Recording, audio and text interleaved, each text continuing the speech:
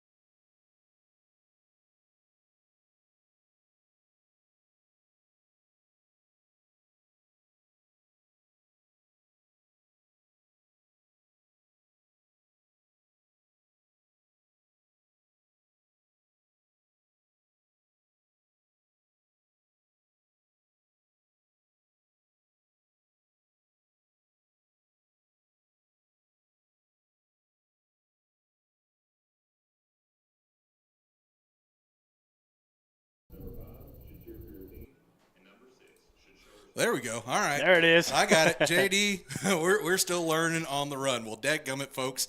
Sorry about that, but hey, we're here. We are here. Welcome into another presentation of Mabank Athletics here on Cedar Creek Media, of course, in partnership with Mabank ISD. As always, I'm Taylor Honey. And I'm J.D. Bird. And we are so happy to be here with you folks. We have got the first district matchup of the season tonight, JD.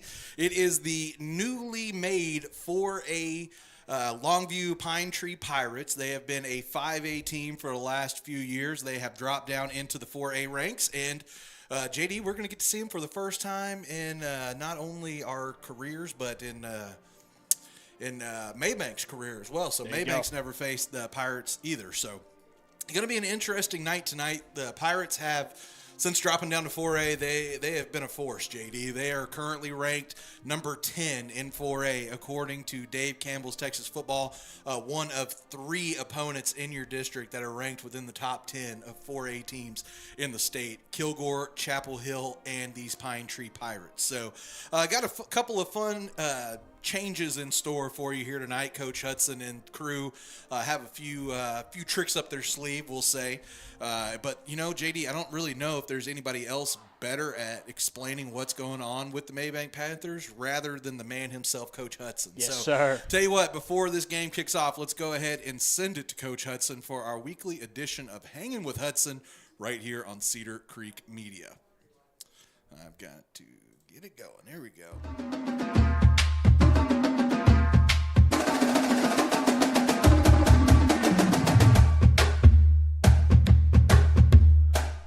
All right, so Hanging with Hudson, Taylor Honey, Cedar Creek Media, of course, head football coach, athletic director of the Mabank Panthers, Coach Zach Hudson. So, Coach, coming off a bye week, so we talked about it a little bit before the bye week, but just kind of give us a rundown. How did everything go during the bye week, and what did we work on trying to accomplish during the bye week? Well, I think, the beginning of the bye week, we always say we're going to fix us. We're not going to look ahead. We're going to fix us. And we had some fixing to do. I thought offensively we didn't play very well.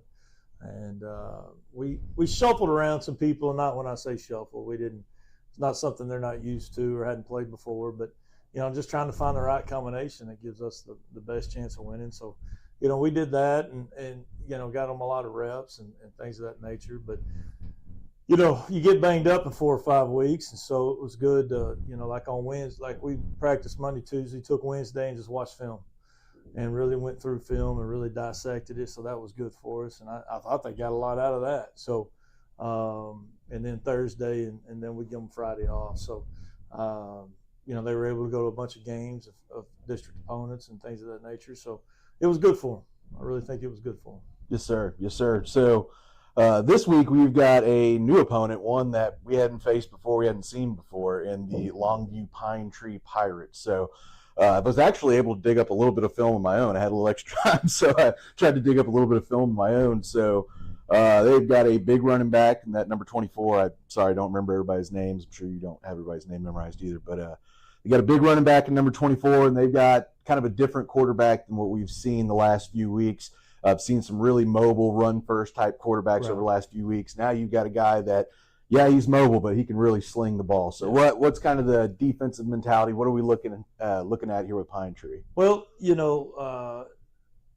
going to be bigger than us, so we've got to move around a little bit. We can't show the cards at any point in time, and so we got to try to just do some things to gain advantages. You're right. It's a bigger bigger running back, kind of a bigger quarterback. He does run a little bit, but he can sling it around and do those things. So it's what we're going to treat it like. We played Anna last year, and kind of resembles them quite a bit. Minus, Anna's quarterback was, kind of almost a run-first quarterback. Right. But, we kind of have the same game plan against them. We cannot beat ourselves. When I say that, we can't turn the ball over. We can't let them have momentum. Are they going to score? Probably. They're going to get a couple scores. We have to answer the call. We have to keep field position. We can't lose field position. We have to do all those little things that people don't understand can cost you games. And so, Kilgore had some special teams touchdowns and turnovers against them, and and then you watch a lot of Pine Tree stuff, and they get a lot of special teams and kind of those things you take for granted, and all of a sudden it turns into a turnover, and they get momentum, and then they take it, and then they just put the gas pedal down, and you just can't let it get to that point. And we kind of had that mentality when we went to play Anna last year. I think we held their offense 270 yards. Well, if they ain't on the field, they ain't scoring. And so you got to do some things to try to keep them off the field and get some first downs. And that's our goal right now. We've got to get 3 first downs to drive. And if we're going to struggle getting first downs, then it'll be a hard game for us. But if we can get some first downs and control that ball a little bit, take advantage of some of the things they're going to give you, then we'll be okay. But it's one of those games you got to play clean. They didn't play perfect against Kilgore. Sure. They get beat, and so when you start facing good teams, there's not a lot of room for error, and it doesn't matter who you are. And so we focused a lot on taking those errors out, taking the missed blocks, taking the missed tackles, taking the right angles all the time. Focus a lot on the things that we need to get fixed to beat these good teams. So. Sure. And kind of part of that, so on that Pine Tree defense, they've got, from what I see, a pretty good secondary, but they also really like to stack up a box, it seems like. So you're kind of fighting against 2 different things at once. And as you said, maybe the offensive line is going to be a little bit smaller, those kind of things for us here. So what kind of course, I never want you to give the sauce away, Coach, but what kind of things do you work on throughout the week to try to counteract those things where it seems like maybe a defense has 2 different strengths where normally you hear maybe they'll have 1 strength? So how do you try and counteract, a side of the ball that has 2 strong different positions there? So to me, they're very athletic on the back end. It's what people don't realize is, their D-line might be the best D-line I've ever seen in 4A. And so they're very powerful. They play 2 gaps. They cover up their Mike linebacker. I think he's going to U of H. And so they're covering him up. And so now he can run free. So you got to do some things, and you got to plan your blocking accordingly. And I thought Kilgore quite a few times took advantage of some things they were doing. So and they can change it up, and they can get 8 in the box, and they can get 6, 7 on line and do all that. So that's all in their repertoire, and it's what you have to understand as a coach and as a player is when they do that, you've got to get past that initial surge. And if you can, you're probably not going to do it every time, but if you can do it 1 out of every 3 times, it can hit big because there's nothing behind it. Sure. And so that's what you're trying to do is plan on hitting one of them big. Don't get frustrated when one don't work. They stopped Kilgore for a 2-yard loss a couple of times, but they stayed with it and caught them in something, and was able to score a couple times. But you play these good teams. I mean, they can be wrong and still be right. Sure. By the naked eye and the untrained eye. So, you have to realize that, and you have to stay with the game plan and keep doing what you're doing because, athletically, that back end, I think they're pretty special. And then you had a Mike linebacker, and probably across the board, at least three out of four defensive linemen are, I would say, first team all district defensive linemen right now. I've seen them, just a couple weeks. So they're very powerful. Yes, sir. And you just have to do some things where they can't use that. Don't give them the opportunity just to bench press you. Sure. Do other things that they can't. They're not capable of using their greatest asset. And so that's the way we approach it. Talk about offensive game plan, and that's the way we game plan. Don't let them utilize their best assets. So.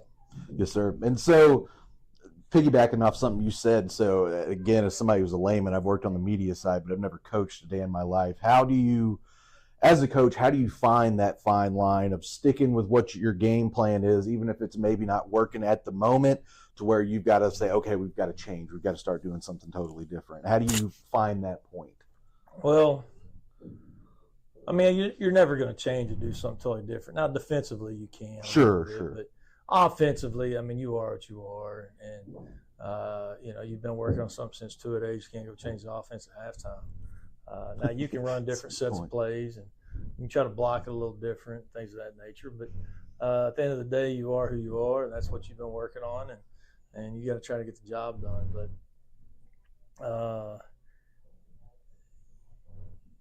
the adjustments that are made, I bring up Chapel Hill a couple of years ago.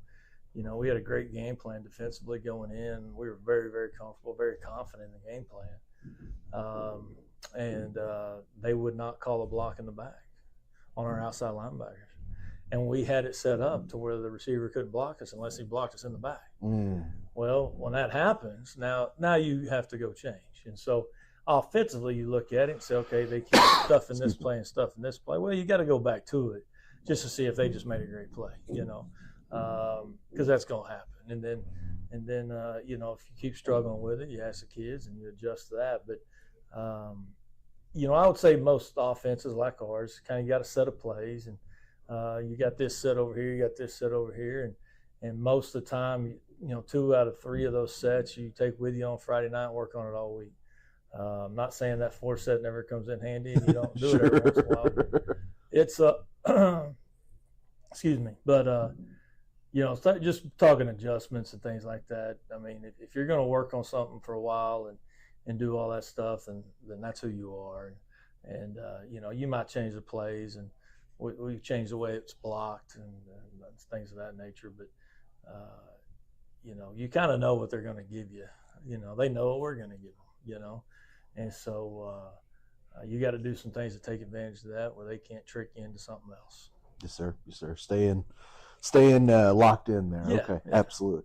All right, we'll get you out of here on this one. So, first district week here. So, got a tough district. There's no other way to cut it here. This is definitely this is definitely a tough district here in 4A. So, what's the motto? What's the approach here as we start the district schedule?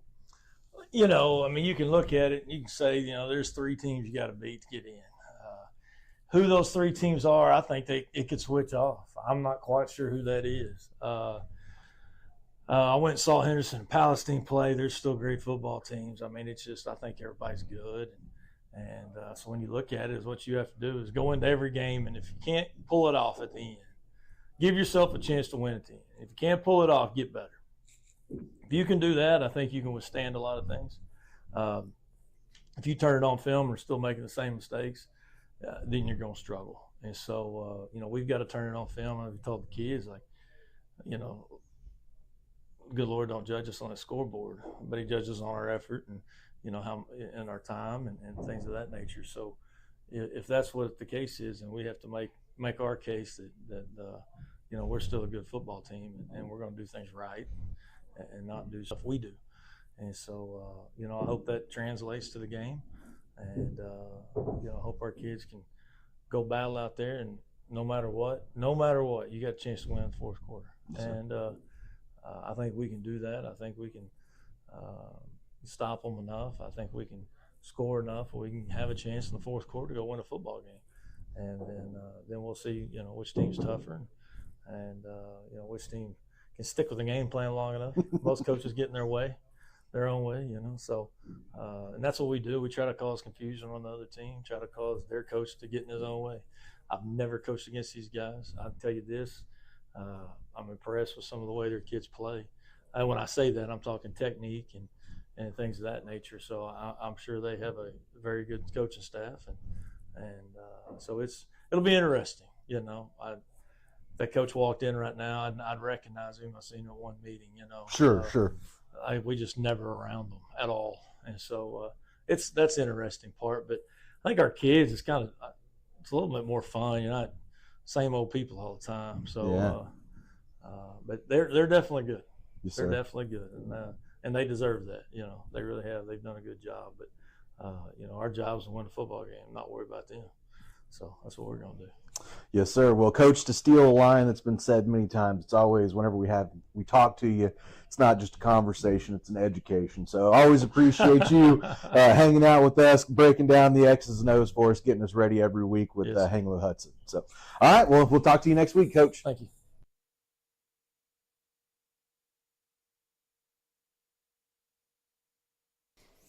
All right, so JD got to hear, as we said, from Coach Hudson a little bit there, and as you heard, maybe a little bit different on the game plan here tonight, facing this high-powered Pine Tree offense and pretty stout defense as well. Pine Tree so far on the year 4-1. They have won against Gilmer, Van, Dallas, Carter, and Hallsville. Did take their first loss of the year in their last game against Kilgore. So lost that one 17-6. So they're going to be looking to get back on the winning trail as well as the Panthers. So it's going to be an interesting night here tonight for the two teams. Well, we're getting close to kickoff here, JD, as the camera finally catches up. There we go. Yeah, and I saw down there on the field it was Mabank who won the toss. They elected to defer it. So they will be kicking off to start things off here tonight. And just a little bit of a note for you folks. These are the camera systems that we're using are internet-based, so sometimes they do take a little bit to kind of get warmed up. So apologize if it's a little choppy here at the beginning, but it will smooth out shortly, we promise. All right, so going to be Mabank kicking off the ball here. It's going to be Romero doing the kicking. And this one is underway. Going to be a short kick. Gets to about the 35-yard line. Pine Tree going to have a chance to return this one. And I believe, yes, that is one of those speedy wide receivers. Number 1, Brandon Smith on the return. Going to pick up about 10 yards. Had to go about 40 yards to pick up the 10. But he did pick up about 10 yards there, JD. Yeah, I came running a little bit left and running a bit to the right there, able to get upfield just enough to be able to get himself a nice little kick return. So one number you're not going to see out there on the defensive line, at least not as much tonight, is number 45, Ray Breger. Ray is going to be playing some offense tonight as well. Coach let me know that he was going to be moving over to offense, but as I'm looking, it looks like he might be out there right now. As Pine Tree they're gonna fumble on the first play. Mabank looks like they may have came up with it, and they do. So how about that? And I was wrong. Ray is out there on defense to start it out with, but he is going to be going both ways. Coach likes the attitude and effort of Mr. Ray. I got a chance to actually speak with Ray this week as well. So at halftime, we'll have a player interview. I told him, we've had all the pretty boys on. We've had all the running backs and quarterbacks and stuff. It was time for us to get a lineman on. And yes, sir. It was time for it. So Mr. Ray was our first lineman to get on with us this year. So, again, want you to stick around with us at halftime for that. All right, so Mabank going to be going on offense here. Let's see. Yep. All right. So there is the wrinkle. I knew about it before everybody else. Is the first handoff is going to end up on the ground for Mabank.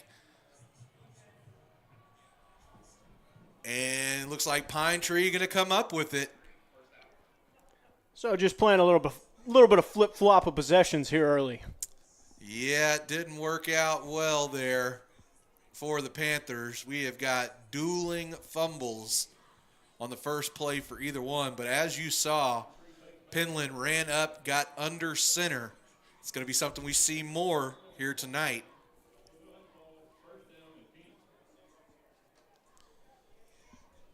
Again, folks, camera's still getting a little warmed up here, so I do apologize for a little bit of a choppy feed at the beginning here. Going to be a handoff right up the middle here for Pine Tree Pirates. Going to be a handoff that time to number 29. That is Roger Attaway. Picks up just a yard there on that rush. They've got a couple of talented running backs on this team. Starting quarterback as well, Matt Cates. He has got quite the arm on him.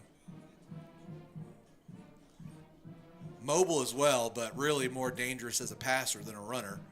Going to have trips out to the right here. Kind of a soft snap. Ends up in the hands of a receiver and taken down behind the line. So catch was made there by number 2, Ashton Valentine, brought down by the junior Gavin Foote. So we'll bring up 3rd and long here, call it 12 yards for the Pine Tree Pirates. So Mabank defense, been up to the test so far in the first few plays of the game.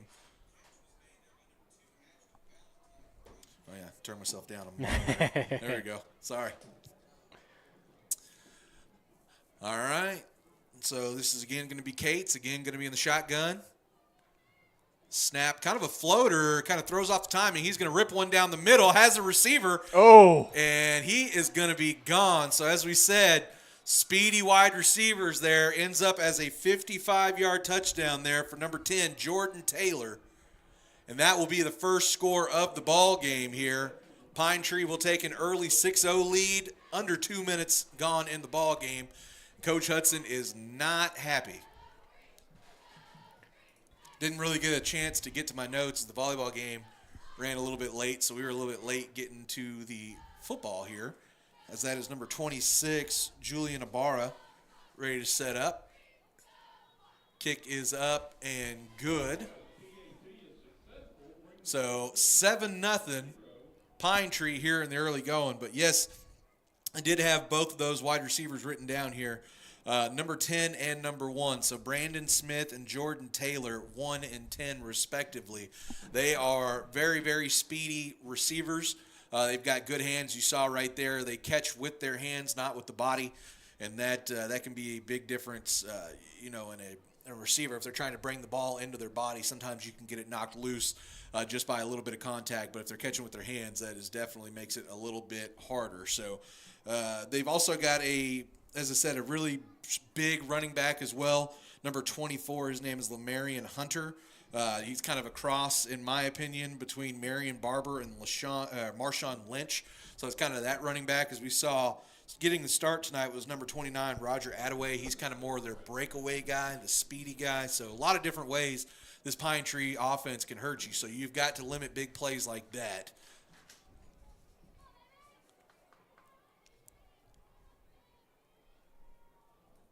So Pine Tree now getting ready for their first kickoff of the ball game. Going to be back deep, and a fair catch going to be called for and taken by the Panthers. That was that number 6? I believe that's Linder.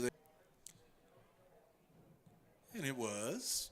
So we'll see the Mabank offense for the second time here. Of course, the first time only got to run one play, JD, for fumbling the ball away. That was a common mistake here, as both Pine Tree and Mabank fumbled their first play of the game. Pine Tree able to take advantage of their fumble recovery. Let's see what Mabank can do on their second possession here. As once again, Penland's going to go under center.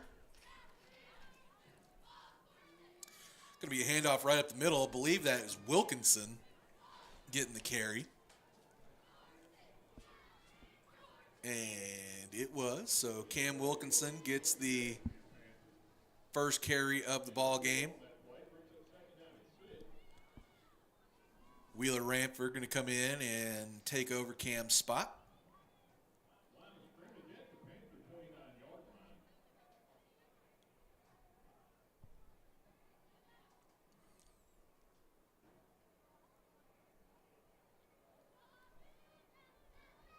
Like I said, I am monitoring the feed here. I do see that camera's still giving a little bit of guff. If worse comes to worse here in a bit, we will switch cameras and go to something a little more hardware hooked up. As Mabank going to lose a big chunk of yards that time. That was Gavin Foote trying to find somewhere to go. Could not. Ends up losing a big chunk of yardage. Was 2nd and 8. Will now be 3rd and call it 20. Yeah, it looks So like a loss of 12. almost 14 yards there on that one. Yeah. 12, 13 yards, as you said, going to be a little harder to overcome here for the Mabank Panthers.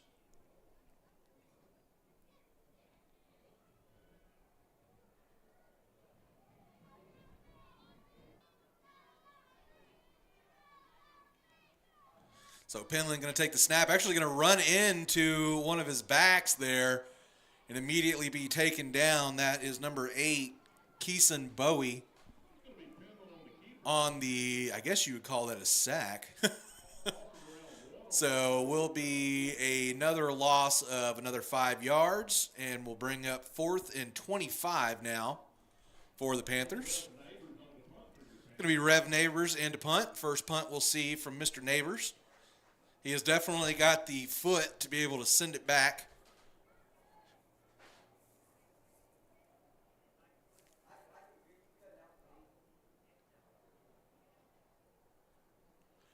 Good snap. Pretty decent kick. Ends up dying in the grass and taking a pine tree bounce. So it looked like it had a chance to maybe get up past the 40-yard line, but instead dives right at the 35. So not only does Mabank have to try and keep Pine Tree out to go down, or keep from going down 2 scores, but they're going to have to defend against a short field here. Only 35 yards to go to pay dirt for Pine Tree. There is that big running back I was telling you about coming into the ball game here. Hunter, number 24, going to be flanking behind the quarterback, Matt Cates.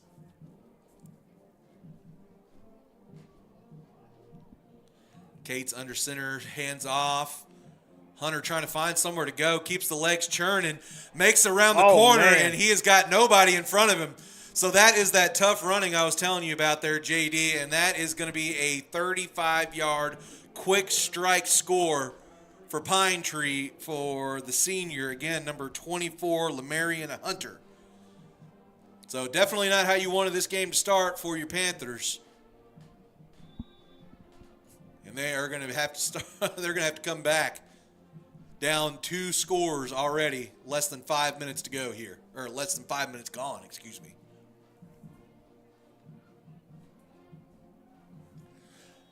Kick is good for Pine Tree. So we'll now be up 14-0 here with 7:31 to go. Excuse me, 7:31 left to go here in the first quarter. Yeah, already right now, Pine Tree kind of has Mabank stuck in not being able to defend the big play right now. As their first touchdown on the result of a 55-yard, just absolute seam beater, and then that one right there, some hard running to the outside. Nobody took the right angle to be able to cut off Mr. Hunter there as he made his way into the end zone. Well, Panthers going to get the ball back here with another chance, try and put one on the board.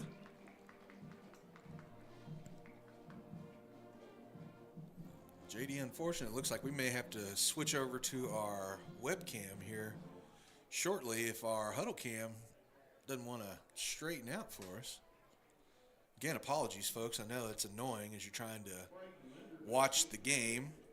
If we can't get this camera to straighten out here shortly, we will switch over to a little bit lower res video, but we'll be more stable at least. Is Mabank going to try and return here?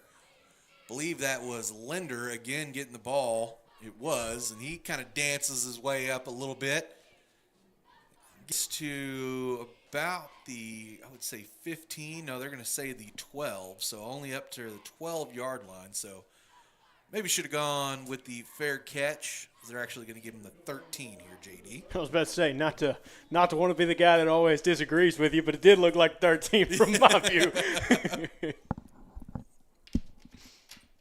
Oh, we've established you have got the better eyes of the two of us for sure.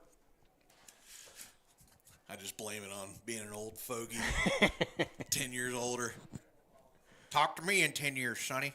There's going to be a handoff. Going to take off himself this time. Oh, yeah, it was. Excuse me. And that's a blast right up the middle. That's going to be the first down of the ball game. You know, that's something that Coach Hudson had told me is it's going to go as a gain of 11 here for Penland. That's something that Coach told me is that Penland is actually a pretty good running quarterback. He was just trying to get his head around the spread offs that they had implemented. Now that Mabank is running more traditional Mabank-style plays here, it seems like Penland may be a little bit more comfortable right there. We haven't seen too many double-digit yard runs for Penland so far this year, so good for him to kind of get it early in the game, get that confidence built up, especially when you're sitting down 14-0 right now.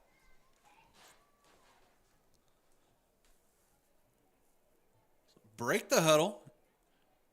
Man in motion. Penland going to hand off this time up the middle.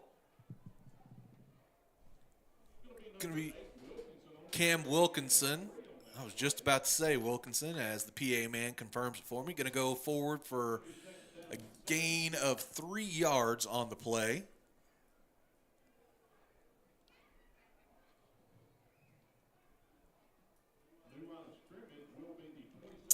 So 2nd and 7. Got a man running in from the sideline there. That is Braden Linder. That is another one of the men that they like to get the ball in the hands of.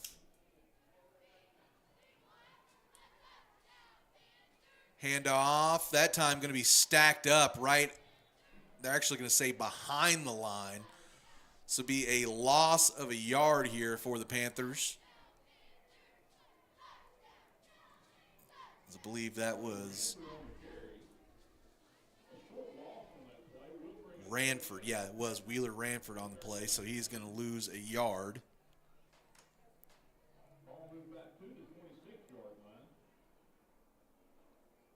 So now 3rd and 8. 5 minutes and change left to go here in the first quarter. Again, Pine Tree having some success here in the early going after a first play fumble, have put in 2 quick scores. It's going to be a carry up the middle here for Penland. Going to pick up right about 6 yards. Will now bring up 4th and 2. And going to be some decision already here by Coach Hudson. Already down by 2 points, but deep in your own territory. You saw how easily Pine Tree scored that last time, so it looks like he is going to elect to send out the punt unit here. And we will get Mr. Rev Neighbors' second punt of the game. First punt looked good off the foot, ended up kind of dying in the air and sticking in the grass, didn't go very far. Now we've seen him put up some 45, 50-yard punts, could use one of those here. It's a good snap. Gets a step into the kick. This one goes high. Let's see if we can get a favorable bounce. And again, going to take a Pine Tree bounce. Jump on it, boys. So a couple of Panthers just looking at it as it's flying the wrong direction. But finally, number 21 there, Brexton Quint, able to down the ball. Again, going to be in Mabank territory for the Pirates to start. A little bit better situation this time for Mabank as they will be defending from their own 49. So not much better, but hey, improvements. We'll say improvements. We'll take it.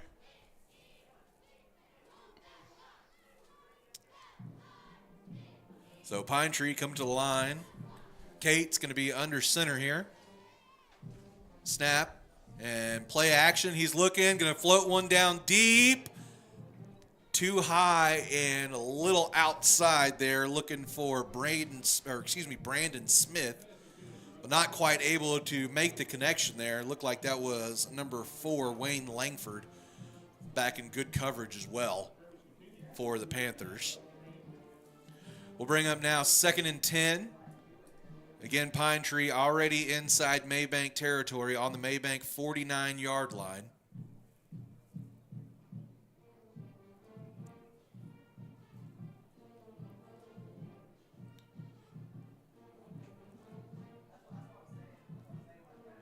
So this time, Kate's going to be in the shotgun, looking, surveying, going to go out to his right, going to try and get it on his own, runs into the back of his own man, and steps out of bounds. He's close to first down territory, but not quite. So we're going to call it a gain of 7 here on the play. We'll bring up now 3rd and 3.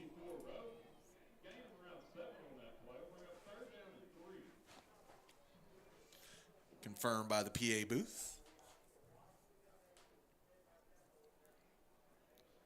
And there's kind of what you were talking about right there. He's definitely a pass-first guy, as he was looking to try to get it downfield, saw the pressure coming, decided, hey, I got an open spot on this side. Let's go ahead and take off. And you see, not overly fast, but definitely shifty. So do have to respect the running ability of Mr. Cates.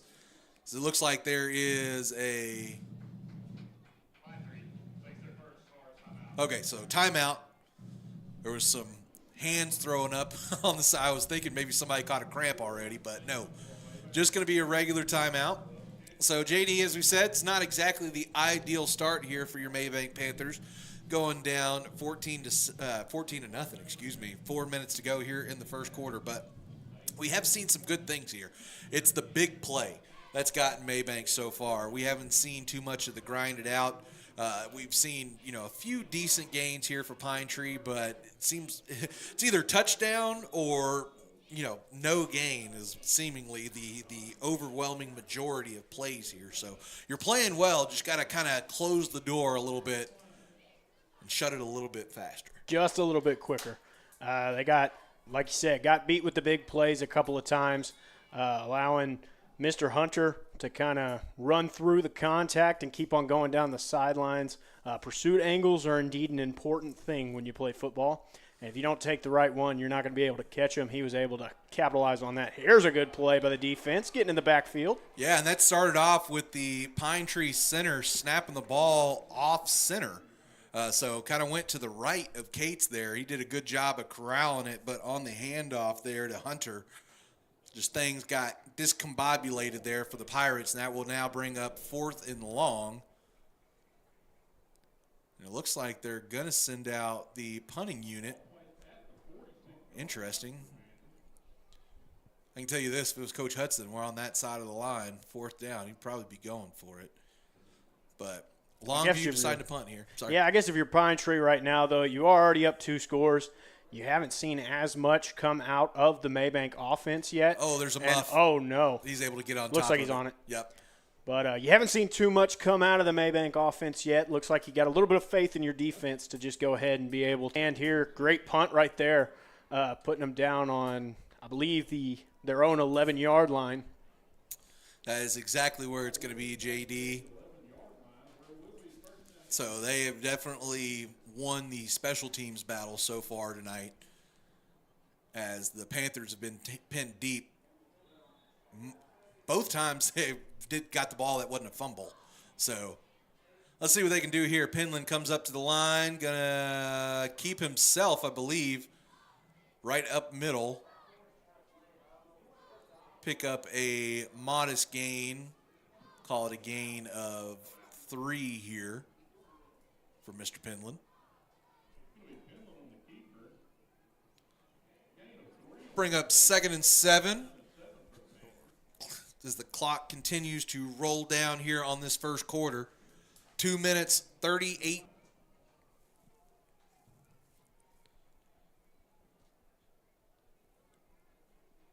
And again, don't forget, coming up at halftime, we will have our player interview this week with Mr. Ray Breger. As a handoff, this time I'm going to go left side to Wilkinson. Going to fight forward for a few yards. Looks like they're going to give him another 3 here. I believe that was actually number 5, Mr. Noah Romero. Oh, yes, sir. Excuse me. Yeah, I see Wilkinson coming in here. So that was Mr. Romero.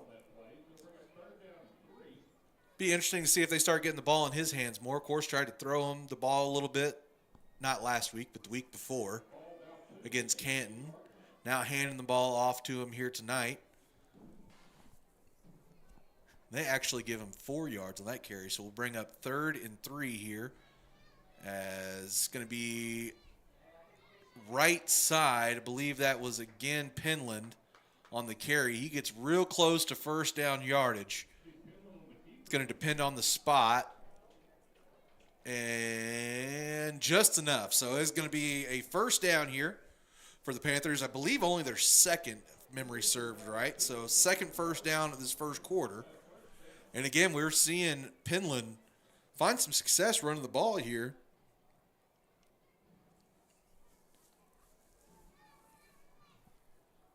Again comes set. Again, Mabank running the slot T here. Going to be a handoff right to the to the trail back. Believe that was that Wilkinson or Romero? That is number 8, Mr. Cameron Wilkinson. That's Cam. So looks like he might got a foot stepped on or something like that. So Mr. Wheeler. Yeah, there we go. Wheeler Ranford coming in. Well, I couldn't see exactly. I knew somebody came in. I just couldn't see. But Wheeler Ranford comes into the ball game. Dalen Gibbs also coming, giving the play.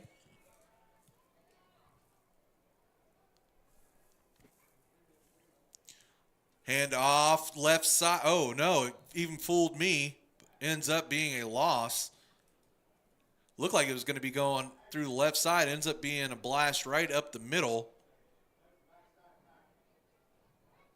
Looks like Ranford able to pick up 2 yards there on that one. Perfect. That's exactly what I was about to ask. If you saw who it was that got the carry. Yeah, they handed it to him. He was the first one. Penland had went pass on that little triple option that they're kind of running there. And handed off to the first guy. He was able to push forward for 2. Well, JD, that's the way the first quarter is going to end. So while they take a break, we're going to take one too. We'll be right back right after this. Here on that's why. Here on Cedar Creek. Timeout. All right. Remember, we're a team that plays together. Listen, the winning will take care of itself. We just have to get everyone involved. In interscholastic sports, we celebrate what makes every one of us unique. And in the pursuit of a common goal, everyone in the huddle, in the bleachers, and in the community comes together. This message presented by the UIL and the Texas High School Athletic Directors Association. Kylie with Double K Photography will help you never forget all those special occasions, wedding and maternity photos, as well as family and senior portraits, just to name a few. With over 5 years of professional experience, Kylie can transform your wildest dreams into reality with pricing options available to fit every budget. Contact Kylie by email to book today at hello@doubleKphotography.studio or online at www.kphotography.studio, where you can also see samples from Kylie's previous works and client testimonials. Double K Photography, a proud supporter of Mabank Athletics. Why are interscholastic sports called the last classroom of the day? Because they teach students important life lessons like teamwork, accountability, and perseverance. School sports are so much more than a game. They're about developing the whole person. That's why they're an essential part of every student's education. Encourage your student to participate in the last classroom of the day. Interscholastic sports in Texas. This message presented by the UIL and the Texas High School Athletic Directors Association.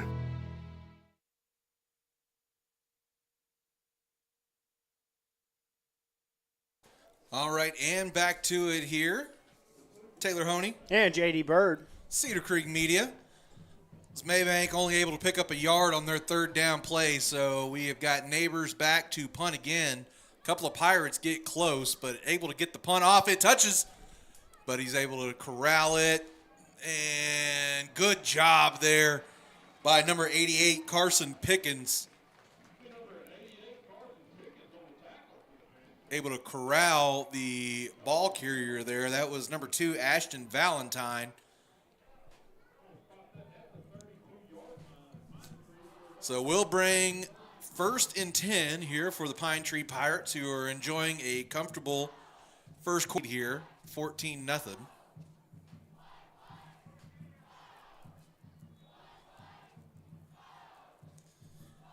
Cates will bring his band of merry gentlemen out.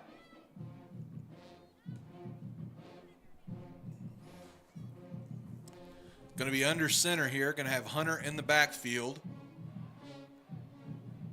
It is going to be a fake, rolling, surveying, and gets it over to Hunter. Hunter keeps the feet rolling. It looks like number 16. No, that was number 16. Excuse me. Yeah, so that was Bonner there, the fullback on the reception. So will be a gain of 3 yards. We'll bring up 2nd and 7 here for the Pirates.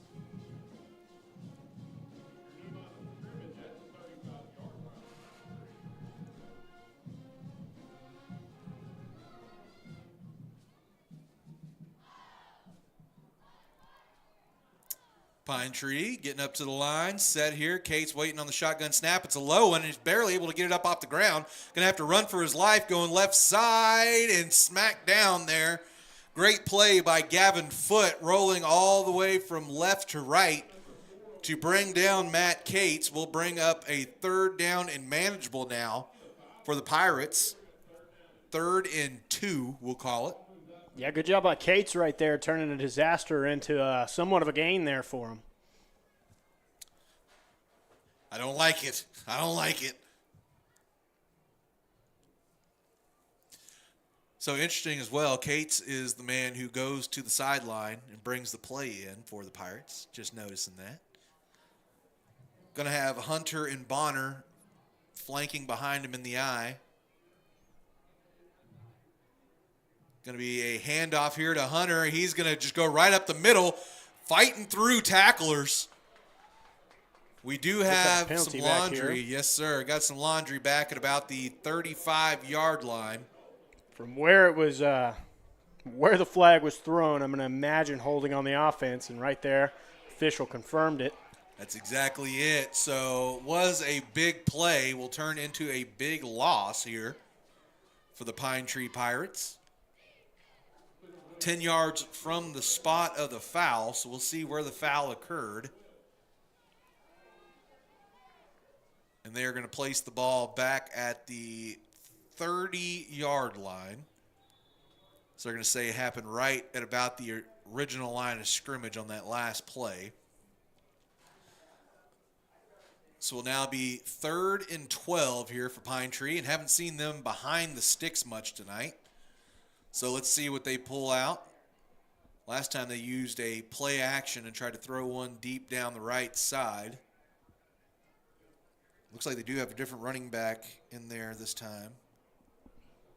It's number 29 again, Mr. Roger Attaway. Yeah, Roger Attaway. So we saw him start the game, but Hunter has been taking they really haven't ran that many plays, to be honest with you, but Hunter has taken the majority, the lion's share of the snaps here, as there is a timeout called on the field. 9 minutes to go here in the first half.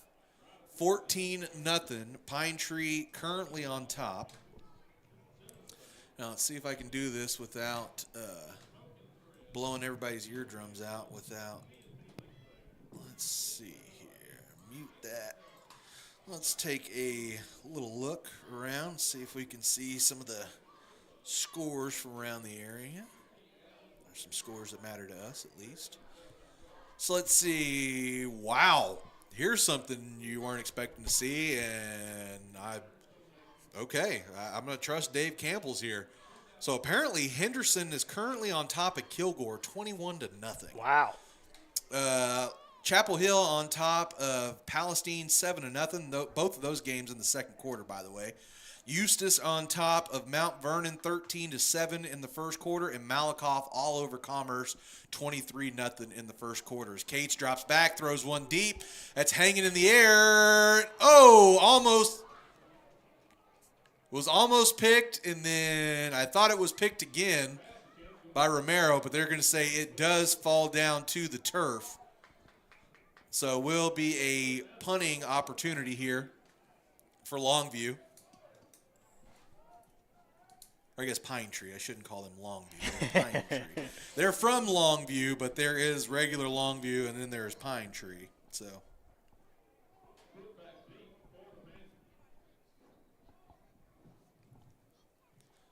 All right, high snap. A little long on that snap.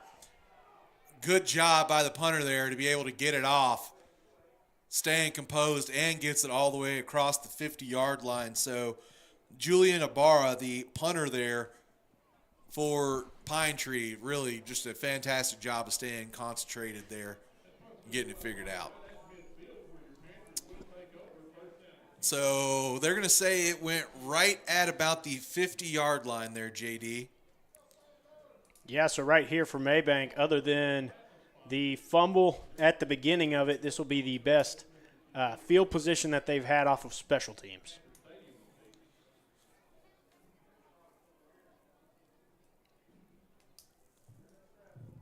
I think I might be playing cameraman here pretty soon. This camera is not wanting to straighten out for me. As Mabank is going to power one right up the middle here. Going to be a short gain. That is Mr. Penland there. Caden, a senior, a leader of this team as well. You're going to say it is a gain of 4. So we'll bring up now 2nd and 6. Excuse me, 3. So 2nd and 7. That's another senior, Carson Pickens, bringing the play in from the sideline here as Panthers break huddle, comes set. Penland goes under center, sends a man in motion. Quick handoff. This time going to be to number 22, I believe. Bryson. Number 21. 21, thank you. Mr. Quint. Mr. Quint. So Brexton Quint. Going to go left side. Doesn't pick up anything on that one. So be no gain. 3rd and 7 here.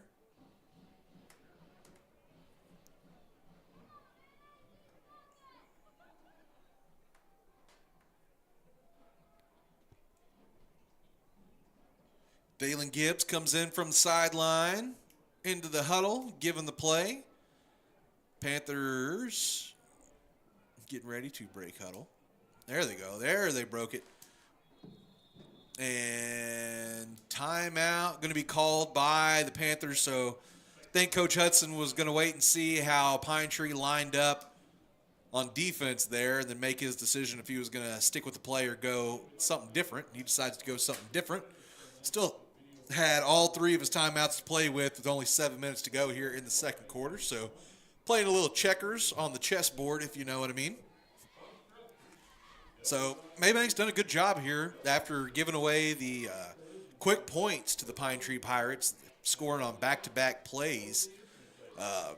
They've really knuckled down here over the last couple of possessions, have been playing pretty well. Now you just need to go down, pick up a score, bring it within a score here, and that's just kind of the way the game goes. That odd round, oblong ball kind of does some weird things. So if you knows what can happen here tonight. Yeah, Penland does a good job here. Needed 7 and looks like he got just that.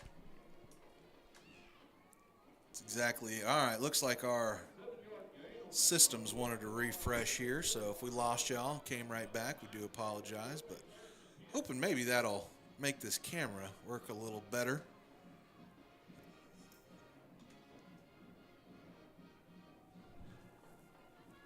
So, but as we said, it was a great job there by Penland, just making the most out of a kind of a not great situation. Ends up turning it into a first down.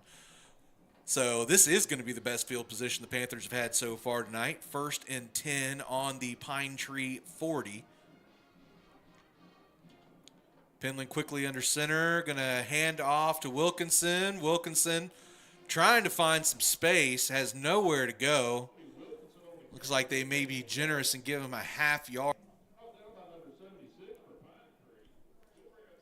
So they'll go ahead and give him the full yard here. And I get it. As you said, definitely generous on that one. If you see in like the NFL and like high-level college football, they will not put the ball on the line. You know what I mean? They'll kind of put it on a half-yard line or something like that. I get it in Texas in high school football, man. That's a lot of work to be doing and everything. So absolutely, I get it. We're going to round to the nearest yard. All right, it's going to be a pitch out this time. Really nowhere to go. Kind of a dangerous move, but ends up making him work for him as Gavin Foote kind of used the ball as part of the trickeration on the play. Swung it up over a defender's head, but hey, all's well that ends well, right? Absolutely. The first time Mr. Foote had touched the ball in this one, he ended up going backwards for 14. So right there, a nice pickup of – actually, it looks like they gave him 7 on that one. I was about to say 6. It looks like they did give him the 7.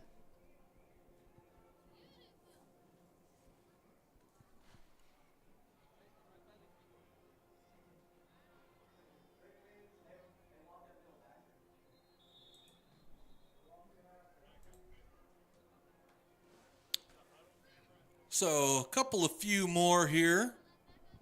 Number 5, Noah Romero on rush. So going to be 4th down and short here for the Panthers. And they are going to leave the offense out there, as I would expect. Let's see, officials wanting a reset of the clock here, so up to 4 minutes and 39 seconds. But back to running here. So 4.5 minutes to go here in the first half. Again, we'll have a special player interview as the ball is going to be kept here by Penland. Good read right there. That's exactly it. That was the option read there. Just kind of squirms his way. Wasn't much space to find, but he found every bit that he could and picks up the first down. So as I said, we're going to have player interviews. We'll also, I'll be honest with you folks, I tried to put a microphone down closer to the band where they'll be performing at halftime. So we'll try and bring you some of the band presentation as well. So, we're on Facebook, folks. Y'all can always send us messages and everything. Let us know. What would you like to see? Would you rather see at halftime? Would you rather see maybe some other coaches, other things like we've done in the past? So y'all just kind of let me know what y'all want to see at halftime. It's your show. I'm just hosting it. Handoff that time, I believe, was going to go to Linder. I believe that was, that was Foote. Yeah, so that was Gavin Foote on the handoff. Not going to get much. Matter of fact, only going to get right to the line of scrimmage. So we'll now be 2nd down and 10. 3 minutes and change left to go here in this first half.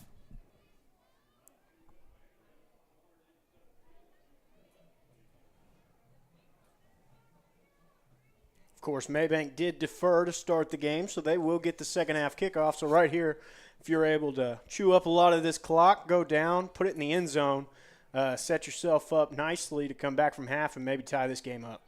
So it looks like we have got Penland trying to find somewhere to go with the ball. And finds he a man does.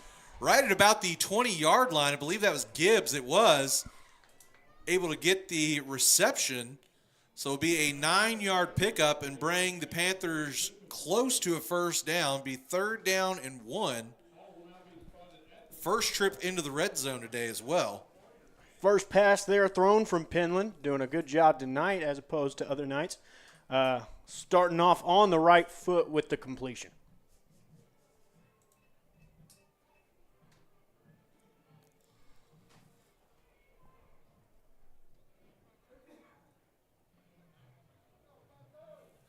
All right, so big 3rd down coming up here. Penland comes, hands off. That's the middle.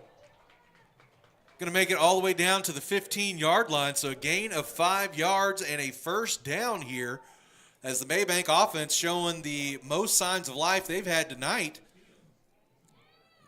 Nice drive here. And have chewed up quite a bit of clock. If I remember correctly, I want to say there was about 7 minutes left to go in this half when they got the ball. So have been using the clock wisely. Is Penland going to break the huddle, head up to the line, snap, hand off? Nope, he's going to keep. does a good job just putting that hand in front of him, feeling where the offensive line is going to block for him. Pine Tree is saying they've got the ball, and they do. So I didn't see the ball come out, but the officials are going to say that Penland lost the ball right there at the end, and Pine Tree was able to come up with it. So that will be another turnover here for the Panthers. But Zebra is having a little bit of a discussion going on here. Oh, man. So they confirm it. Definitely a hard way to end that drive if you're Mabank. It's the first time that you've really been able to get some substantial offense running here. You were down there that would have been the 10-yard line, 10 yards to score. Ended up coming away with a fumble. So Pine Tree back on the offensive side of things. Got to get your defense back out there, try to make something happen. That's the name of the game there, JD, and they have got that big man back there in the running back slot. Handoff going to go to Cates. He is going to hand off to Hunter. Hunter going to fall forward, not able to pick up much, just about a 2-yard gain on the play. We'll bring up now 2nd and 8. And just about a minute left to go here in the first half, so if you're the Panthers right now, you are completely concentrated on avoiding the big play here, not letting the Pirates go down and score again. Again, as JD mentioned earlier, Mabank will be getting the ball to start the second half, so still not an absolutely horrid position here, but would make things a lot harder to go down 3 scores. So Kate's going to be in the shotgun, going to throw a little screen pass out. That is going to be wrapped up behind the line. That is number 4, Wayne Langford, wrapping up number 10, Jordan Taylor. Yeah, our guy's number 4. Okay, gotcha. Yeah, that's what I was saying. Yeah. So our guy, number 4, brings down their guy, number 10, Jordan Taylor. So well done there for Langford. We've seen a couple of those so far for him tonight. And I believe Pine Tree is going to be okay with letting that be the final play of the half, as they are not set. And that is the end of the second quarter. So after starting off rather rough in the beginning there, giving up 2 really quick scores to the Pirates, Mabank has locked in and kind of got themselves, I don't want to say back into it, because obviously still down 2 scores here. But they're definitely showing signs of life right now. They are showing absolute signs of life. So let's go ahead, tell you what, before the band makes their way out onto the field, let's go ahead and get you with our player interview of the week. Again, is number 45, Ray Breger. Take it away, Taylor and Hey, Ray. Mom and Dad, what's one of the most overlooked safety features in a car? Everyone checks for seatbelts, turn signals, and airbags, but when's the last time you checked your son or daughter's tire tread? K&S Tires and 7 Points cares about your family's automotive safety and offers a full line of quality tires installed by a team of experts to help give you peace of mind as your loved ones drive to work, school, or run errands around town. Stop by K&S Tire today, just south of the light in 7 Points, and let them help keep your family safe on the roadways all year long. K&S Tires, great tires at wholesale prices. Why are interscholastic sports called the last classroom of the day? Because they teach students important life lessons like teamwork, accountability, and perseverance. School sports are so much more than a game. They're about developing the whole person. That's why they're an essential part of every student's education. Encourage your student to participate in the last classroom of the day. Interscholastic sports in Texas. This message presented by the UIL and the Texas High School Athletic Directors Association.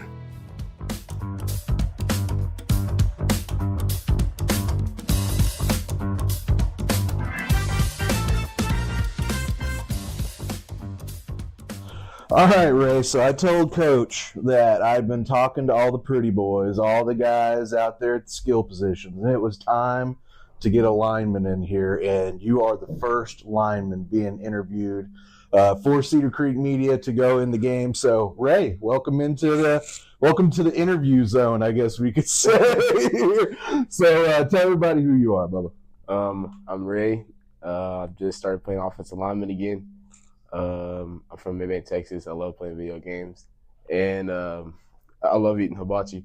You love eating. Okay. So you gave me quite the arsenal of questions to ask here. So, all right. So you're a gamer. So that's kind of Coach Hudson's here every week, so he's probably picked up on this. I'm a gamer. That's like my dirty little secret. I love gaming as well. So tell me what you're into, man. So like, what kind of games you into? What are you playing right now? What's going on? I'm usually either playing Fortnite or GTA RP.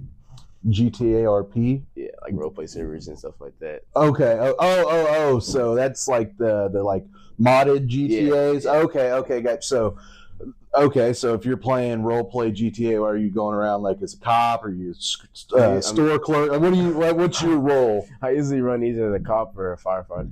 Okay, so that's interesting for anybody that's out there who doesn't know. So GTA is a hugely successful video game franchise, and some people this isn't something done by the company that makes the game, but some people have actually gone out and made this like a real world like simulation type thing, to where like I think it's actually like 24-hour days, and like you actually have like real jobs, and if you mess up, the cops will like really come put you in jail. Like, so that's pretty. So how did you get into? I mean, that's the most unique game I've heard of anybody playing. So how did you get into that? Well, I started when I first downloaded GTA, and then I started looking at videos about it, and I looked at a dude called his name was TJ Hamster.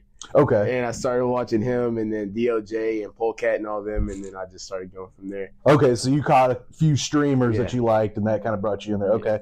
All right, so typical afternoon, so you play as a cop, so kind of tell me what I mean, is it like legitimate? Like you go check in at the station, you go grab a donut, like what do you do? Like what are you doing? That's literally how we do it. We go from the station, we go like to the gas station and check in with the donut, and then we just go out for patrol. Okay. And then the other big one you said there, of course, that's another, I'm sure even 80-year-old grandmothers know this one, Fortnite. Everybody's heard of Fortnite. So what skin are you running? You an OG guy? You a build, no build? I'm a no build guy, but I also like to run default, so no one knows who I am. Okay. So you kind of put on the noob skin, let it kind of run around, and okay, cool. All right, so you're a big gamer like that. Now you said hibachi that's your food of choice, so give me your order. So like, I know we don't have a Genghis grill around here, but I'm just trying to think. So you're going to a hibachi place. Like what do you order? What do you? I'm usually just getting rice, some chicken, and then I'm usually getting shrimp with it, and then some of the secret sauce stuff. Okay. We can get down. We'll go get hibachi one day. So, but hibachi is you got to travel a little bit. You got to go a little ways to get a little hibachi. So, just around here in town, like if you're just around town, what are you picking up? I'm right here in town. I'll say Whataburger. Okay. You see, me and you, we're talking the same language, man. What do you get at Whataburger? I usually get the number 2. The number 2. Okay. Wait, I got to think. That's the double, right? That's a double. Okay. Cheese? Yeah. Okay. Got to add the cheese. I like it. All right. Well, as we talked about, so we'll get over here to football for a minute. So you're switching over. You're going to be playing a little bit of offensive line, but you've been playing defensive line. So what's the transition looking like, man? How's it been? All learning. All learning. Gotcha. You're getting a number change. You staying at 45, right? I'm staying 45. All right. So you'll at least be easy to stay and fine. So okay. Well, so transitioning over. Coach, is he allowed to reveal what position he's playing? No. Okay. So we'll keep that on the down low. Let's see what else we got. All right. What about music? What kind of music you into? Is this a rap country? All of it. Okay, so we're talking like rap country, like Lil Nas X, like no, that? I'm talking like rap and country. Okay, we're talking mixture. Okay, got you. So, you got an iPod, Desert Island Question. You've ever heard the Desert Island Question before? No. Okay, so you got an iPod, right? You can only have 3 songs on this iPod, and you're stuck on a desert island. So only 3 songs. What 3 songs you going with? Let's go. Let Me Find Out by Mo3. Okay. Somebody Save You by Jelly Roll. Okay. And High Road. High Road? Okay. So interesting fact, man. I am from McKinney, Texas.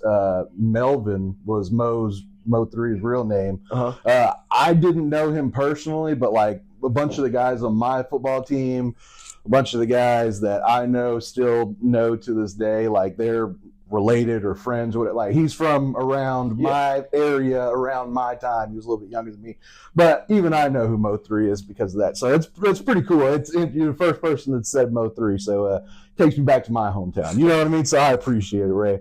All right, man. Well, this is the last little bit. So this is just your moment. Anybody you want to shout out to, anything you want to say, this is your shining star moment here, Ray.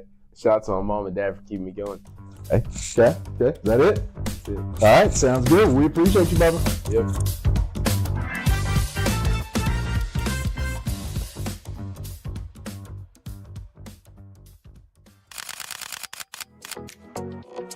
Kylie with Double K Photography will help you never forget all those special occasions, wedding and maternity photos, as well as family and senior portraits, just to name a few. With over 5 years of professional experience, Kylie can transform your wildest dreams into reality with pricing options available to fit every budget. Contact Kylie by email to book today at hello@doubleKphotography.studio or online at www.doubleKphotography.studio, where you can also see samples from Kylie's previous works and client testimonials. Double K Photography, a proud supporter of Mabank Athletics.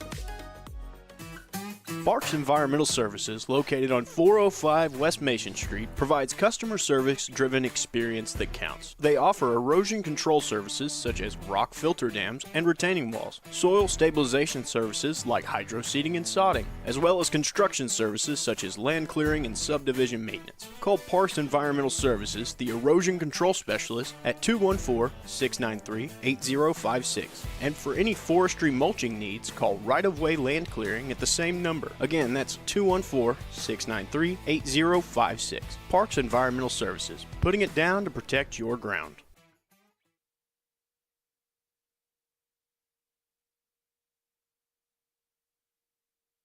All right, so JD, it was a lot of fun getting to talk to Mr. Ray, getting to know Ray. It was pretty interesting, and I know, unfortunately, we can't hear it when we're sitting here, so you didn't get to hear this, but big GTA online role player. So, like, the guys that go, you know what I'm talking about? Yeah. So the guys that go and, like, play cops and all that kind of, you know, it's a pretty cool ordeal. So Ray's a good kid. He likes hibachi, and then he likes country, and he likes rap music. So definitely an interesting kid, and he's a lineman. So, you know what? He had my heart. So he was a good kid. He was a good kid. Well, we'll come back. We'll give you kind of some of the details and things from the first half here in just a bit, but we are going to go ahead and go down to the bands. So right now, Pine Tree Pirates Band is there.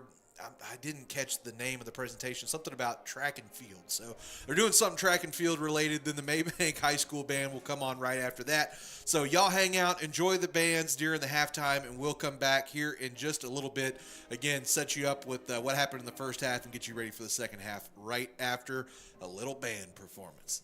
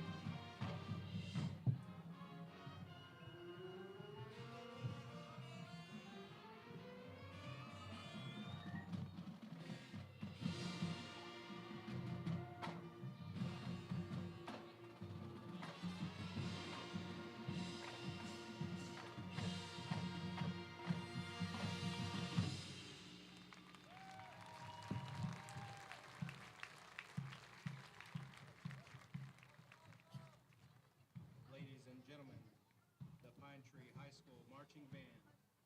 Directors of the marching band are Mark Perry, Abby Kemp, Aaron Handorf, Terrence Lloyd, and Colin Hill. The color guard is under the direction of Pine Tree's own Ms. Sydney Robinson, assisted by Ms. Gabby Humphrey. Marchers of the week are Jaden Duenas and Alondra Barrios.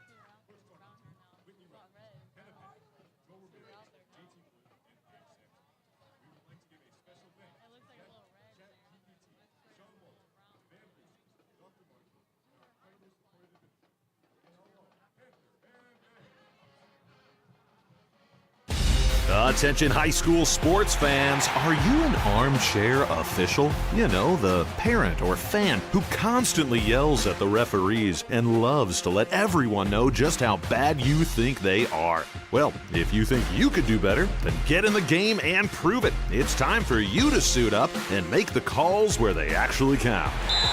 Every sport in Texas needs more officials. Sign up today at highschoolofficials.com.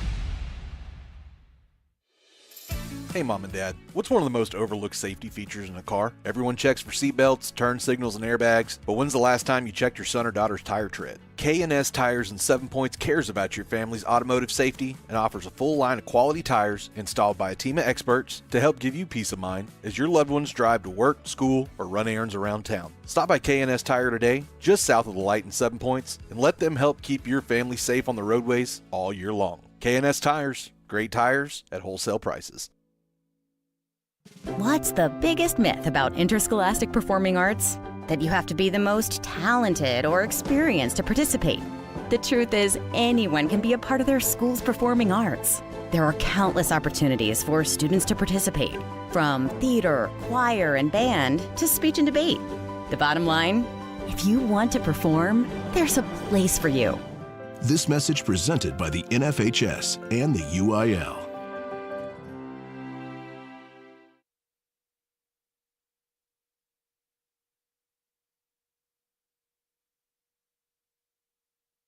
All right, well, sorry to our friends at the UIL. Unfortunately, we have got a game. Well, not unfortunately, very fortunately, we've got a game to get back into as the Mabank Panthers going to be receiving to start off here, as you saw. They're going to take it there. That was number 1, Gavin Foote, catching the ball. I believe he called a fair catch. He did. And so they'll be starting at the 25-yard line. All right, so JD, halftime went a little late there, so you want to give us the skinny on the stats there the first half? Yeah, so really not a whole lot of stats to give, but on the side of Pine Tree, other than really those 2 big plays that they had, that first touchdown that they had, Cates throwing to Mr. Taylor for 55 yards through the air, and then also Mr. Hunter on his 35-yard scramble to the end zone. That's really where the offense kind of stopped. For Pine Tree's side of things. On the side of Mabank, Mr. Penland found a bit of success with the run game. 8 carries for 31 yards. He did complete 1 pass for 9 yards. That was the only pass that was thrown. So 1 for 1 for him tonight. They've been doing a good job of trying to get a lot of people touching the ball here. Have had 7 people carry the rock for them so far tonight. Each one being able to pick up a couple yards here and there, but really not a whole lot overall. As Penland this time going to keep and go right up the middle. Going to be a gain of about a yard here. We'll bring up 3rd and 6. So, and you said 7 people had carried the ball. It's actually 8 now because Maddox McCrossan had a 3-yard run right before that. So 4 yards picked up so far on this drive. Bring up 3rd and 6. And thank you, JD, for letting us know about those stats. So already in a situation here. Start off the 3rd quarter. Handoff going to go up the middle and nowhere there, as I believe that was Wilkinson on the carry. Nowhere for him to go. Or excuse me, no, that was Romero. So that was Romero on the carry. Same result, actually, they're going to say is a loss of a yard. So it will now be 4th and 7. And Neighbors on once again to punt.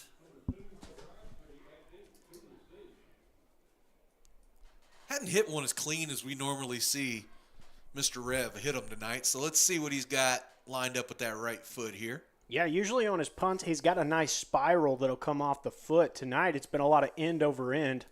They're pretty close to that spiral we're used to seeing for him. He gets a much better jump.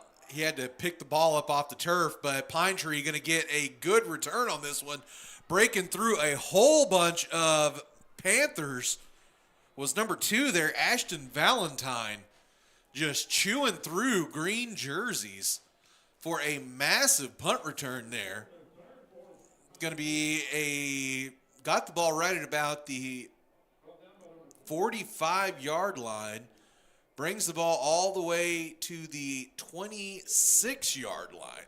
Yeah, heck of a return right there for Mr. Valentine. So, what is that? 5, 10, 15, 20. So about 29-yard return on that one. And it was through people. Yeah. It wasn't around. That was a hard-fought 29 yards for sure. All right, so again, Pine Tree going to be set up. This is their first drive of the half. Kind of a blooper of a punt, or excuse me, of a snap, but Hunter, he seems to be able to make all mistakes not quite so bad, as he will go left side and pick up an easy first down. Yeah, he's already got 46 yards on 4 carries for his team tonight. Of course, he did have that one real big burst out run that he had that ended up getting called all the way back for penalty. So, of course, that one didn't count. But he's done quite a bit of running so far here tonight. He is what they call a problem. Yeah, right there coming around that edge. I don't know if you caught it, but it was a mean stiff arm that he put on the corner coming up to make the tackle, able to run forward for the first down right there.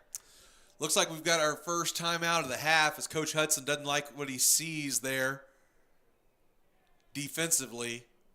So he goes ahead and calls the timeout. Looks like him and Mr. Aaron Roden having a bit of a discussion here.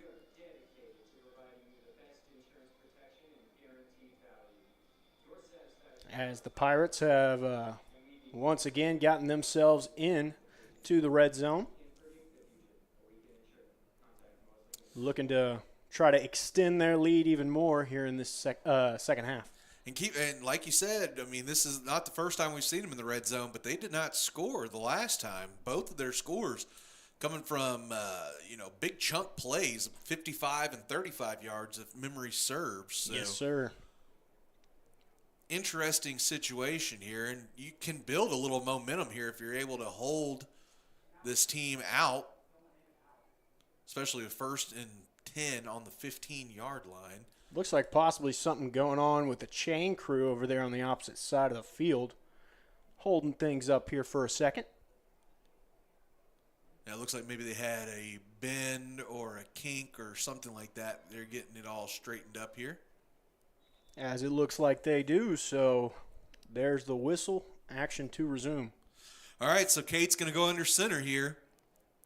Takes the snap, hands off to Hunter. Hunter with a nice little jab step in the backfield. There is some laundry on the field, but excellent job there, driving back and not allowing him to get anywhere there.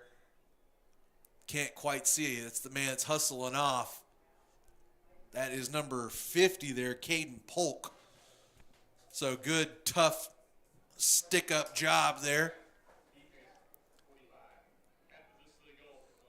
Ooh. Going to be a call against the defense, and that is the man we heard at halftime there. That is Mr. Ray Breger, going to pick up the penalty, and that is going to be a half the distance penalty. So first down and goal here for the Pirates. They're set on, what is that, about the 6-yard line there? That's what it looks like. So first and goal here. Kate's going to be in the shotgun here, so interesting. The closer they get, now they drop back into the shotgun.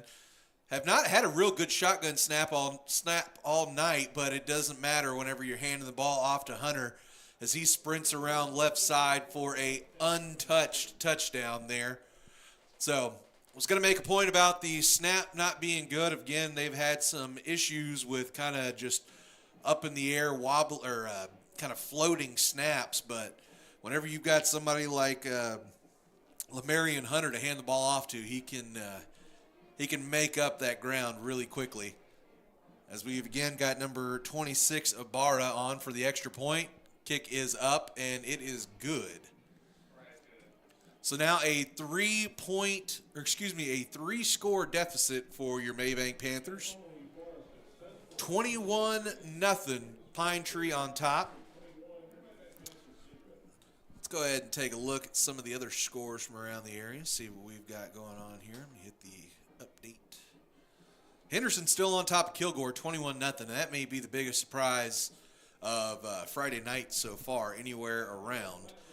Tyler Chapel Hill only on top of Palestine, 7-0. So the Wildcats, who have been having a rough go of it the last few weeks, are figuring something out against the high-powered Bulldogs. Your old alma mater here, the Eustis Bulldogs, on the road against the against Mount Vernon. On top of that one at halftime, 20-14, and Port Commerce, it has just gotten nothing but worse over there in Malakoff. Now down 37-0 that game at halftime.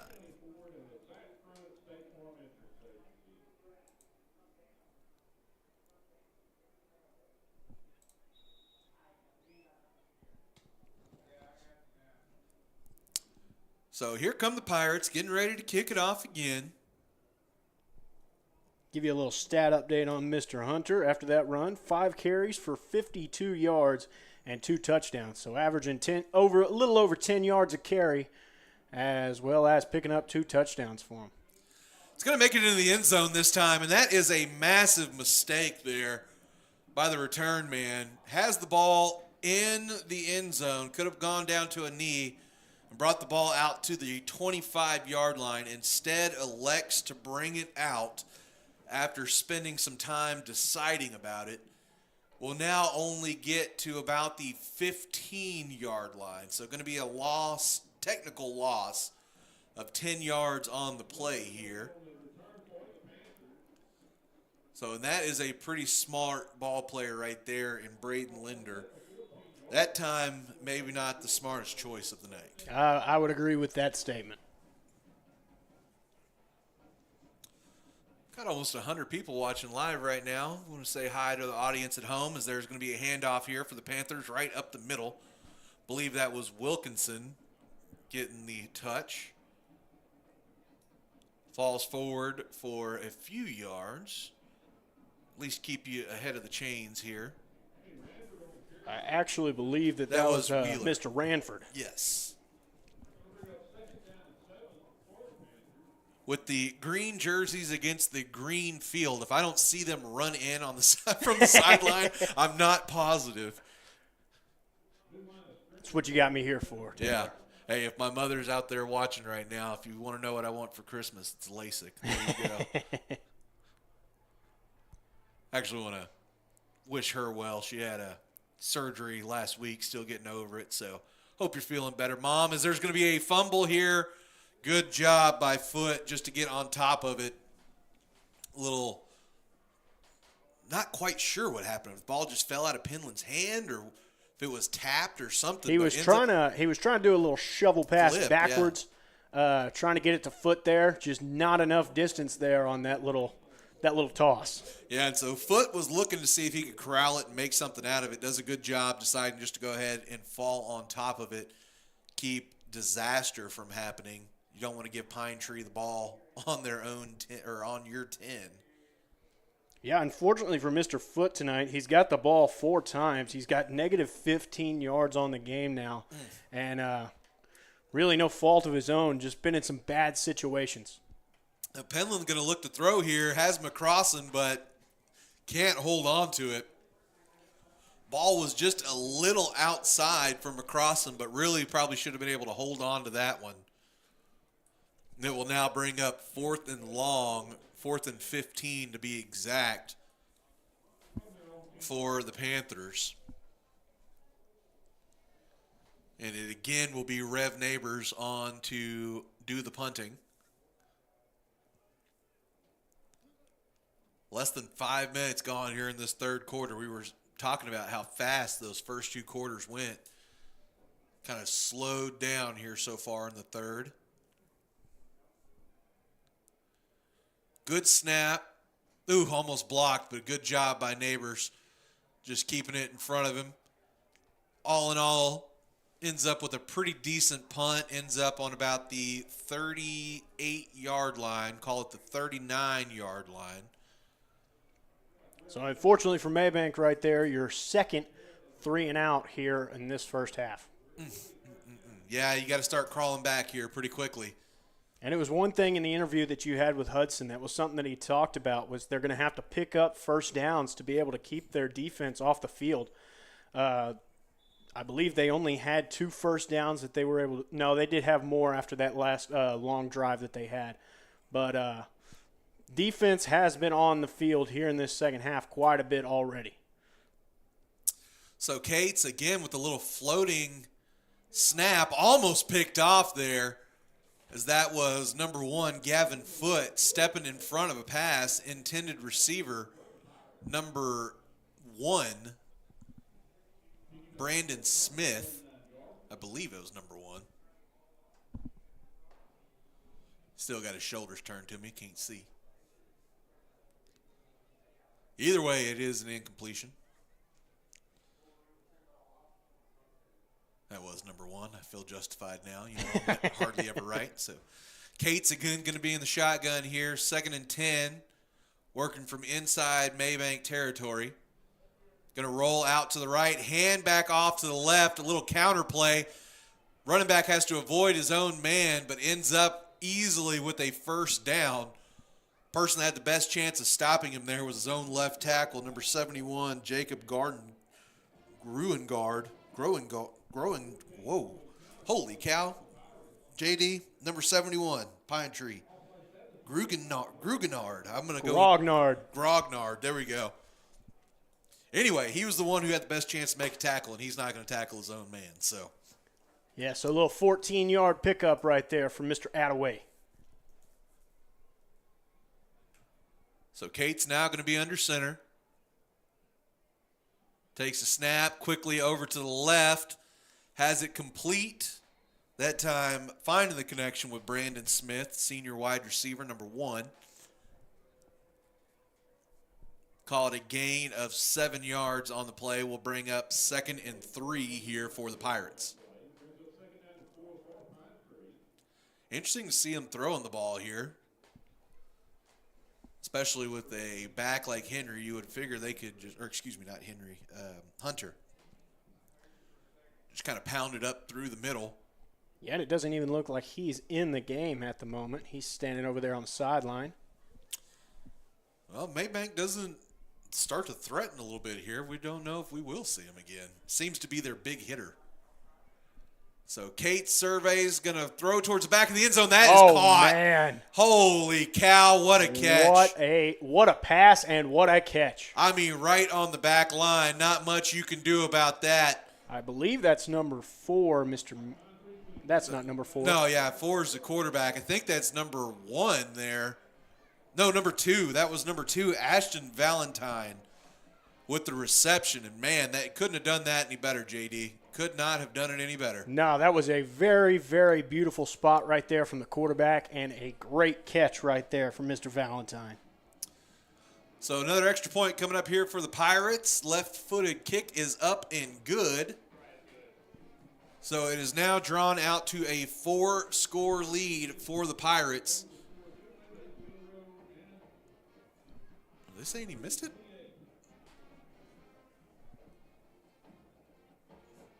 Huh. Swore I saw him give the field goal post sign, but apparently he missed the extra point. Oh, no. The scoreboard just a little behind. So 28-0.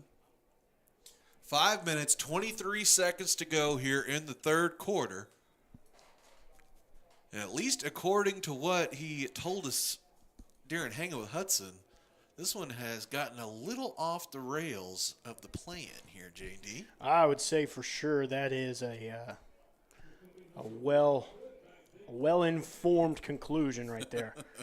Mr. Cates now on the game has thrown 6 for 9 for 81 yards and 2 touchdowns.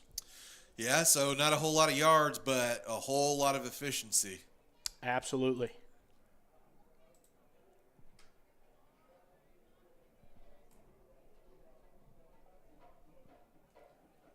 All right, Kick is off here. This time going to roll into the back of the end zone. Good job. Actually looks like we've got a different return man back there this time. Yeah, it looked like Foot back there this time. Foot back there. Linder got a break, a well-deserved break. We'll say that. So, again, time for the offense here. Now, getting close to seven scoreless quarters here over the last couple of games. So really needing to find some kind of mojo rhythm here. Thought maybe they had found it a little bit close to the end of the second quarter there. Made a nice long drive down the field, just unable to hold it together and get it into the end zone. Yeah, this time handoff going to bounce out to the right, or excuse me, not a handoff. It was Penland keeping, going around right side, picks up about a yard, and now I finally see why Coach didn't want to tell me and they were being kind of coy when they were saying offensive line. My boy Ray is playing some tight end. So Ray Breger playing some tight end. I saw him on that far right side. I've been wondering. They said he was going to play some offensive line. So was definitely interested in seeing where they slotted him. Wouldn't even tell me what position he was going to play. So that does make a little bit more sense here now that we see they're really using him as kind of a swing tackle, kind of a blocking type tight end. His ball is going to go right up the middle this time for a gain of, we'll call it 3. And I believe that was Penland again. Yes, sir. So, seen him a lot more active in the running game here tonight now that the offense has made I don't know that they have made the switch like in total, of course. I mean, it could just be a game plan thing here tonight, but this slot T type offense that they're running here tonight, he has definitely been kind of the heartbeat of it. So, we've got number 24 coming to bring in the play. That is Jaden Allen. But, yeah, like you said, Penland kind of the heartbeat of what's going on right now. He's carried the ball 11 times by himself for 36 yards. Ball's on the ground, JD. That was a muffed handoff. I didn't want to cut you off, but muffed handoff between Penland and the back, and Pine Tree is going to fall on top of it. So Pine Tree going to be going back on offense here. Sorry, like I said, didn't want to cut you off. No, you're all right. Just looked like it was I believe that was Wilkinson who was trying to hand the ball off to, and Penland and him just couldn't quite get on the same page there. Ball ends up falling onto the turf, and a couple of Pirates fall on top of it. So now it's going to be Pine Tree with another good field position set up for him. Yeah, I don't know. I don't think they've started a drive in their own half of the field at all tonight. Looks like a new running back for him, Mr. Dalen Montgomery. Going to go right up the middle. The correction, they did have a 55-yard passing touchdown earlier, so they did. But I think that was the off one time. Yeah, that was off the fumble recovery. Yeah, so I think that is the one time that they've had to start on their own side of the field here tonight. But, of course, I'm going to watch this game back tomorrow and feel like an idiot whenever I'm saying something that's incorrect. So it brings up another first down here. Pine Tree getting ready. Kate's going to be set in the shotgun here. Snap comes back. Going to be another handoff. That is that number 17. He, again, is going to get first down territory. So Dalen Montgomery. Like a little 12-yard run there for him this time. Yeah, we've seen 3 different running backs have some success here tonight against this Mabank Panther front. Yeah, right there already. Montgomery came in for this drive. He's already got 22 yards on the ground for the team in just 2 plays. Well, I call that efficiency. That's efficiency. So if you can run for 10 yards a carry, then that's pretty darn good. I think most teams would take that, yeah. So first and goal here from the 7-yard line. Going to be a sweep here as they hand off to their receiver. That was number 10, Jordan Taylor. He gets to about the 5-yard line before being taken down by a couple of Panthers. Looks like we've got somebody a little shaky down in the field. That is number 4, Wayne Langford. Secondary already a little bit thinner as well, as it was a good catch by you. We saw that number 3, Case Holt, came out of the locker room at halftime without his pads on. So, unfortunately, looks like his night is over. Looks like that arm's inside of his shirt right there, so I'm wondering if maybe it's something to do with that arm. I was trying to look around and see if I could get some kind of view of him. I don't even see him.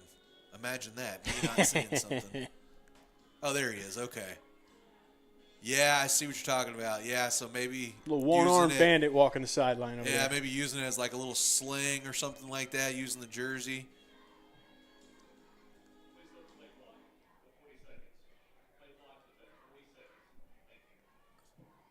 But do believe Langford was able to get up and walk off on his own. Always great to see that. Yes, sir. Let's put it this way. If there was a serious injury, he'd be on the bench being worked on right this second. There ain't nobody on the bench, so we're doing okay. All right, so snap back to Cates. He rolls left, now going to go back right, now going to go right up the center, so having to use some of his mobility. Oh, man. Just getting through. And he's going to get all the way back to the original line of scrimmage. So it was going to be close to a 10-yard loss. As we said, it is not his speed that kills, but he is a very, very shifty runner. I think he actually gained a yard there on that. Well, to go from -10 to a +1, can't be too disappointed if you are a Pirates fan. So just, again, a good job. Not going to break off he's a lot faster than me, I can promise you that. But he's not going to break off and run away from these guys. But around, that is a very definite possibility. So going to be Cates set up, has a single man flanking to his left. That is Montgomery. Going to send a man in motion. Snap's going to be a little awkward, but Cates going to find a little space, charge forward, pick up about 2 yards. So kind of a busted play for Pine Tree. But it ends up working out somewhat in their favor. So 4th down and goal, it looks like they're going to bring on the kicking team. Yes, sir, and that, again, is going to be number 26, Julian Ibarra. Left-footed kicker.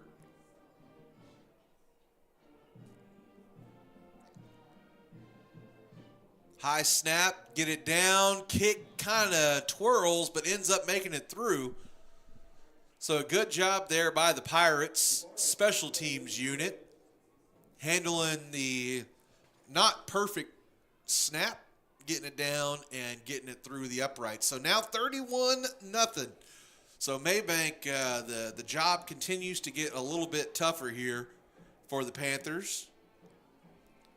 All the way down to 24 seconds left to go in the third quarter as well. So only about 12 and a half minutes worth of game time left to work with here.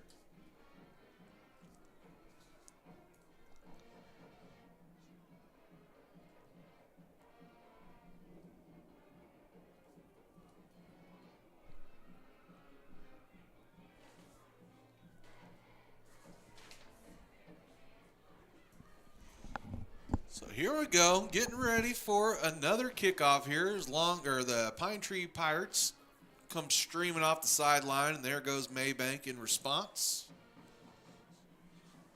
See, it's still going to be foot back to deep to receive. I believe I see Langford over there on that far side as well, so that would be a good sign after going down for a couple of plays.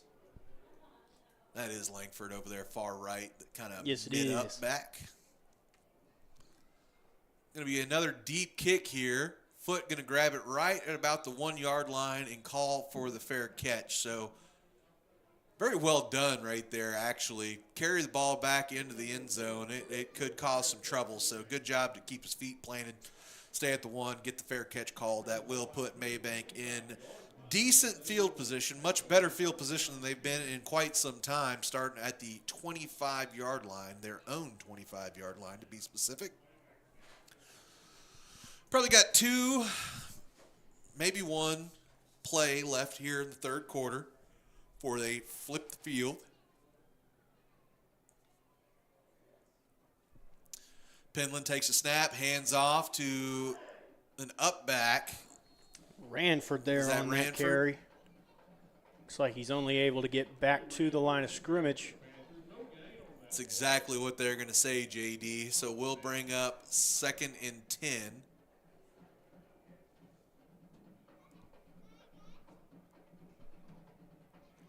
You know, for a town the size of Longview, and I do realize that it's the, well, I'll tell you what, I'll give you that thought whenever we come back. But it is time for us to take a little quarter break here, so let's go ahead and take one. We'll come right back right after this here on Cedar Creek Media.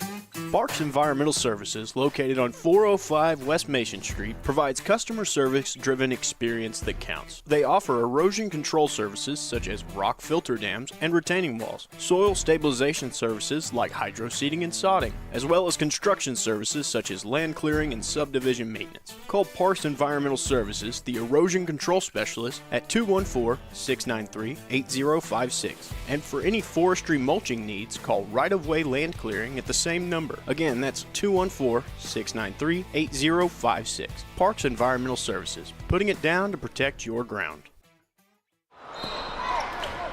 Have you noticed bad behavior has become normalized at interscholastic athletic events? Some fans seem angry. They lack civility toward one another.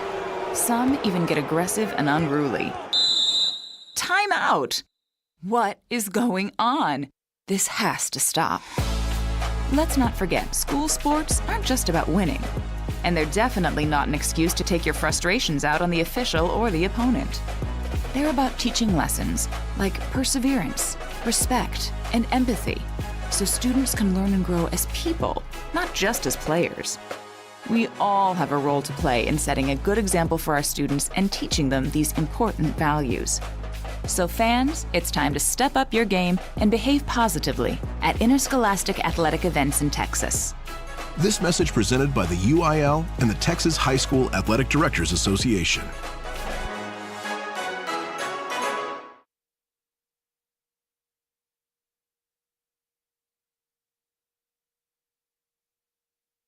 And would like to welcome you back after that little break there.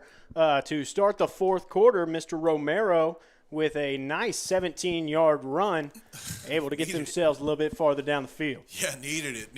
Need those big plays. Going to be a handoff again. This time going to go right side. Again, going to be Romero picking up the carry. Give him another about 5 yards, we'll call it. So 22 yards in the last 2 plays, all by Mr. Noah Romero, but we do have a Pirate down on the field. Looks to be in some discomfort. So, JD, again, this one not looking so great tonight. 31-0, only 11 minutes left to go. If you're Coach Hudson and this team, what are you doing here in this fourth quarter? I mean, of course, you never want to, you're not going to give up. You're not going to stop playing this game, but there's got to be some things you're also looking to work on going into next week. So if you're one of these coaching guy on this coaching staff, what are you telling your team to what kind of keys, what are you looking for here to finish out this game?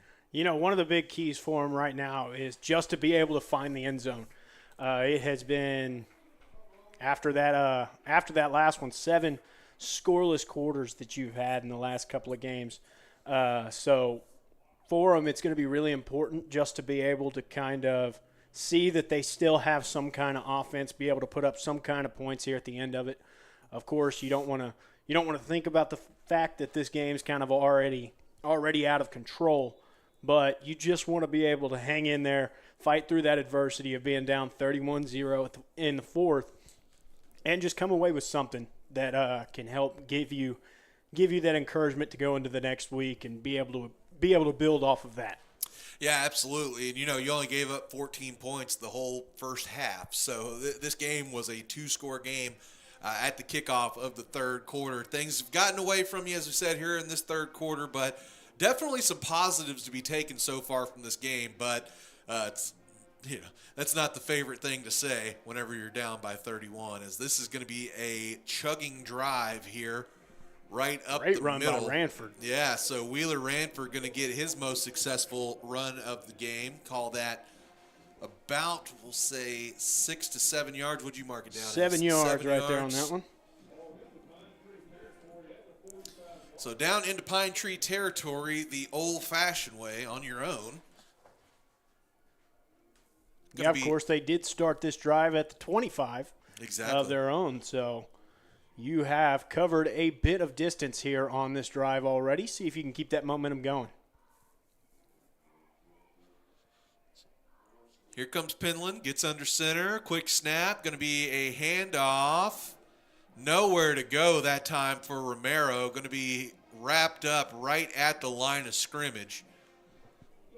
Probably going to be a generous spot, to be honest with you. Looked like he lost about a yard there. Did look like a loss of 1 to me. Yeah. They are going to mark him back at the line to gain.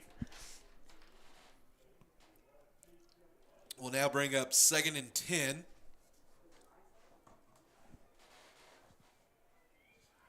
This is going to be Jaden Allen carrying the play in from the sideline. Roden gets set. Penland under center now, takes the snap, hands off right up the middle. Going to be just another hard charge. Believe that time was going to be Ranford again, Yep. So Ranford really does a pretty good job of keeping the motor churning. Turns into a 4-yard gain. We'll bring up now 3rd and 6.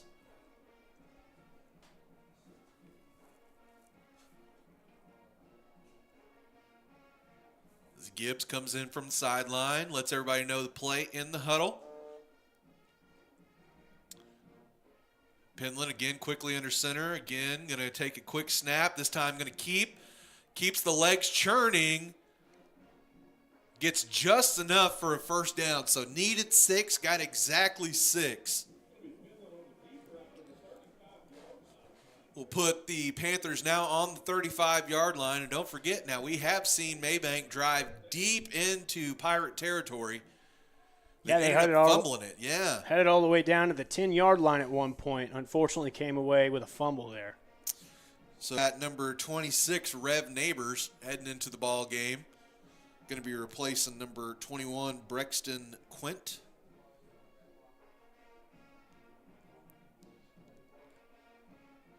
This time, handoff. I think it was supposed to be to Neighbors.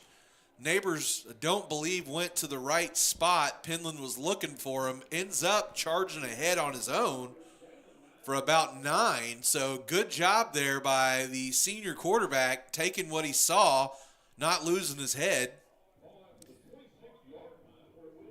And Wheeler Ranford going to be substituted. That is Romero going back into the ball game.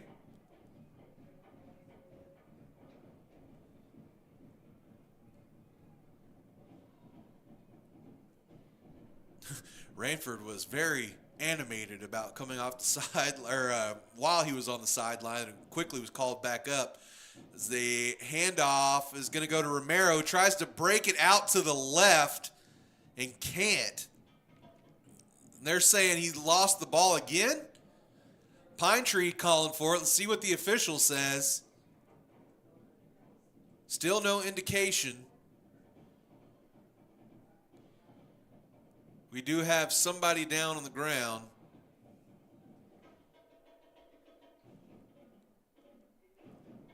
So again, no indication on which way the ball is going, but we do have a man down on the field. I believe that is Romero. So again, if it is Romero, that is not only a blow to your running back room, but then, of course, that is your kicker as well. It is Romero, but he is able to stand up, starts walking off on his own power. So always a positive sign there. And I heard the official say, looks like the call on the field is going to be forward progress was stopped before the ball had came out. So it's going to end up being just a loss of 1 yard for the Panthers here, as they will keep possession. So we'll be still 3rd and manageable here. Call it 3rd and 2.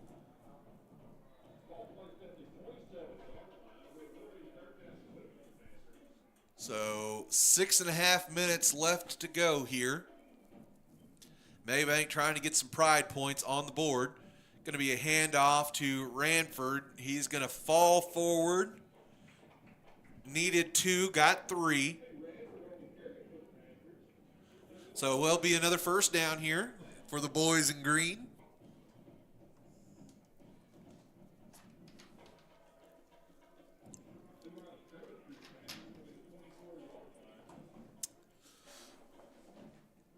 Let's see what Coach does here. Wants to open it up, maybe try and put the ball in the air or keep trying to run it out here. I would assume run it out, just knowing the plan. Well, here on this drive, you've been running it really consistently, been able to drive all the way down with it. You know, if it ain't broke, don't fix it. I believe that's what they say. Yeah, they've been sending that man in motion all night. Linder coming from kind of that close but outside receiver spot, going behind the quarterback. They finally decided to go ahead and hand it off that time, but there is nowhere to go. So it was good play design, and they had been setting it up all night. But even better job by Pine Tree staying true, staying gap discipline there, and not allowing any penetration for the Panthers. Will now be 2nd down and 10. And with Linder right there on that carry, there's been 9 people that have carried the ball for Mabank so far tonight in this one. Welcome to the slot T, baby. Getting everybody involved. Penland this time going to look somewhere to go, trying to survey, going to go back out to his right. Now he's going to decide to keep, has some space, able to get close to the 10-yard line. Space and a blocker there. Yeah, so they're going to say he gets right to about the 11-yard line. Believe that was number 58. No, not 58, because there's not one on the roster. 56, excuse me. So that's Joey Morrison getting out and making a little space for Penland. Yeah, 12-yard rush ended up coming off of that one. Felt the pressure coming from the left side, decided to take it right. Ended up good awareness there by the lineman, be able to get out in front of him, give him a block, get the couple extra. So they're set up very nicely here in the red zone now. So Penland, again, he's going to run into a back, but it was Ranford's going to go right up the middle, and he's in the end zone. There we go. So a 11-yard touchdown run for Wheeler Ranford. I want to say that's his first of the season. I believe that is the first of the season. And a excellent job there. Now, it looked a little funky because Penland and Booker, I believe it was, ran into each other, or it was Quint, ran into each other, but Wheeler able to get the ball, squirm right through a couple of Pirates, and find the end zone. Mabank now going to be going for 2 here as the clock has continued to roll. Don't know if we decided for a running clock here. Hadn't noticed it, but they are allowing it to run here. Yeah, so I'm guessing maybe Romero not 100%. They don't want to risk it on the field goal with that, so they did try for the 2-point conversion. Unable to convert there. It's a good observation there. I didn't even think about that. Unfortunately, the 2-point conversion is going to come up just short. But either way, you have broken your scoreless streak. Again, it has been tough sledding trying to find points here for Mabank over the last couple of weeks, but they are finally able to put one in. And, maybe that kind of breaks that generational curse, I guess you could say, for Wheeler Ranford, who has been having trouble finding the end zone, has been an effective runner whenever he's been given the opportunity, but just not quite able to find the end zone. Has actually been used less this week than he has in previous weeks. I believe that was part of the game plan. So it's just,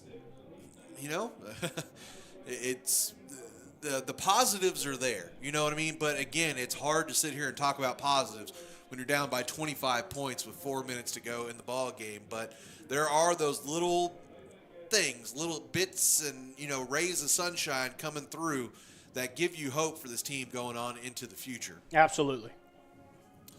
So it looks like we have got big boy kicker. I believe that's Ray. Number 45. Yeah, yes, that's Ray. Mr. Ray.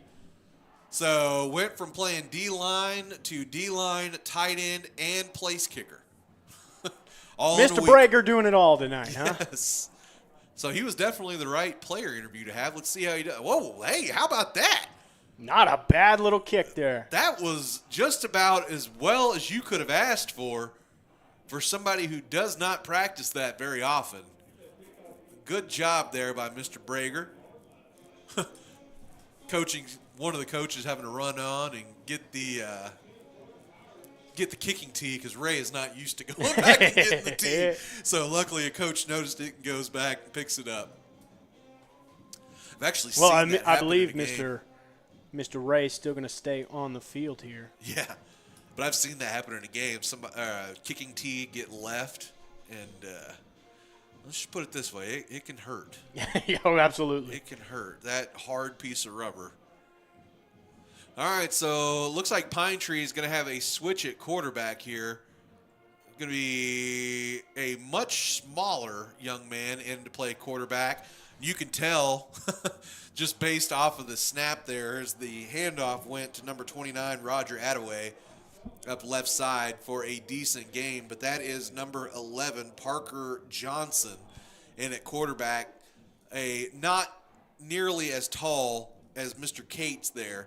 As we said, I've been saying all night, the snaps have been a little floaty coming back from their center.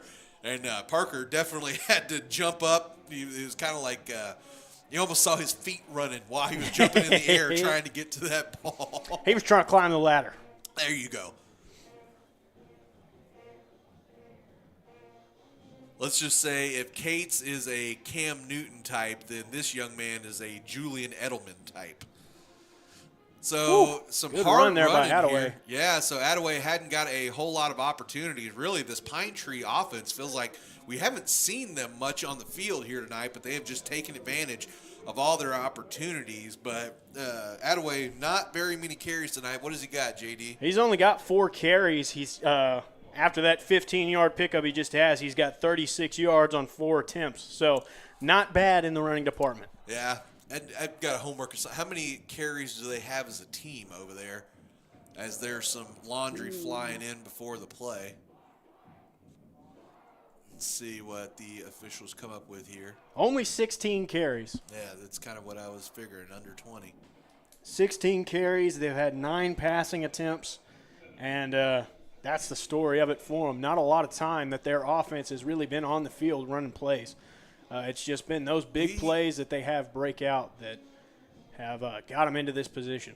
Well, and also the great starting field position that they've been left with. Well, we've got a bonehead mistake here by Mabank, as before the play, a personal foul, unnecessary something.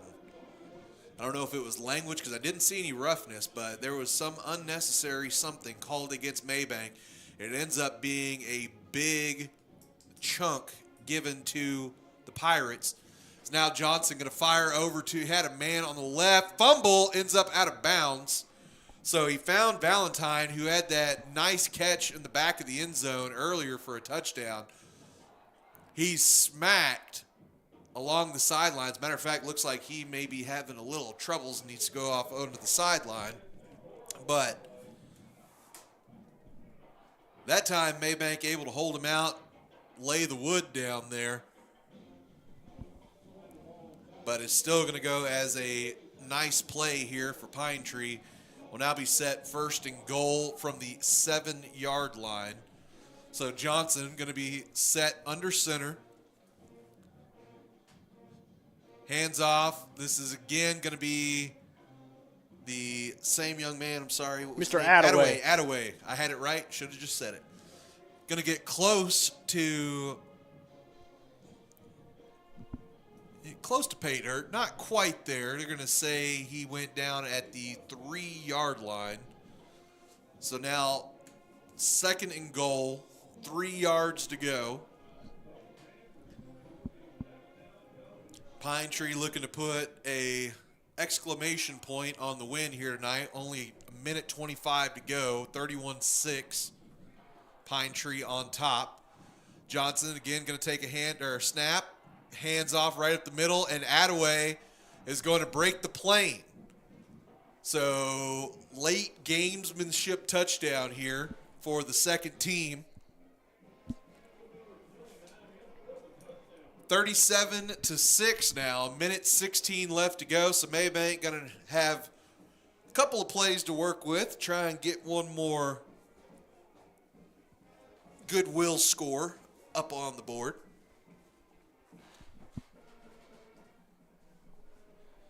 This again going to be number 26, Julian Ibarra. The lefty set up to kick as Pine Tree has one man show up rather late to the PAT. Good snap, good hold, good kick. It has been all good pretty much so far for Pine Tree tonight. They had the one fumble on their first play of the ball game. Other than that, played pretty clean. Absolutely, clean yeah. Mabank is losing the turnover battle. I think it's 2-1, 2-1 or 3-1. JD, do you remember off the top of your head? I think it was 2-1. I believe it's 2-1. So if that one earlier would have been called, it would have been 3, but it was overturned. Good call. Good call. But the thing about Pine Tree is, not a lot of offense their offense has not been out there that often, but it's just been very efficient. Like you said, they're winning the turnover battle. They are definitely winning on special teams. They've had great starting field position just about all game long, short fields they've had to work with. So don't have to have it on long when your offense is able to produce a lot of yards really quickly. So, and that's been a big part of this. Like absolutely. What you just said, JD, it just kind of clicked in my mind. That's been maybe the biggest part of this. Pine Tree has been starting in plus territory pretty much every single drive here tonight, and you have started within your own 20 or 25-yard line practically every drive tonight. So just that 25, 30 yards worth of field position difference makes all the difference. So short kick going to end up at about the 10-yard line, sliding catch made by Gavin Foote. So that is essentially a fair catch. So ball will be placed on the 25-yard line.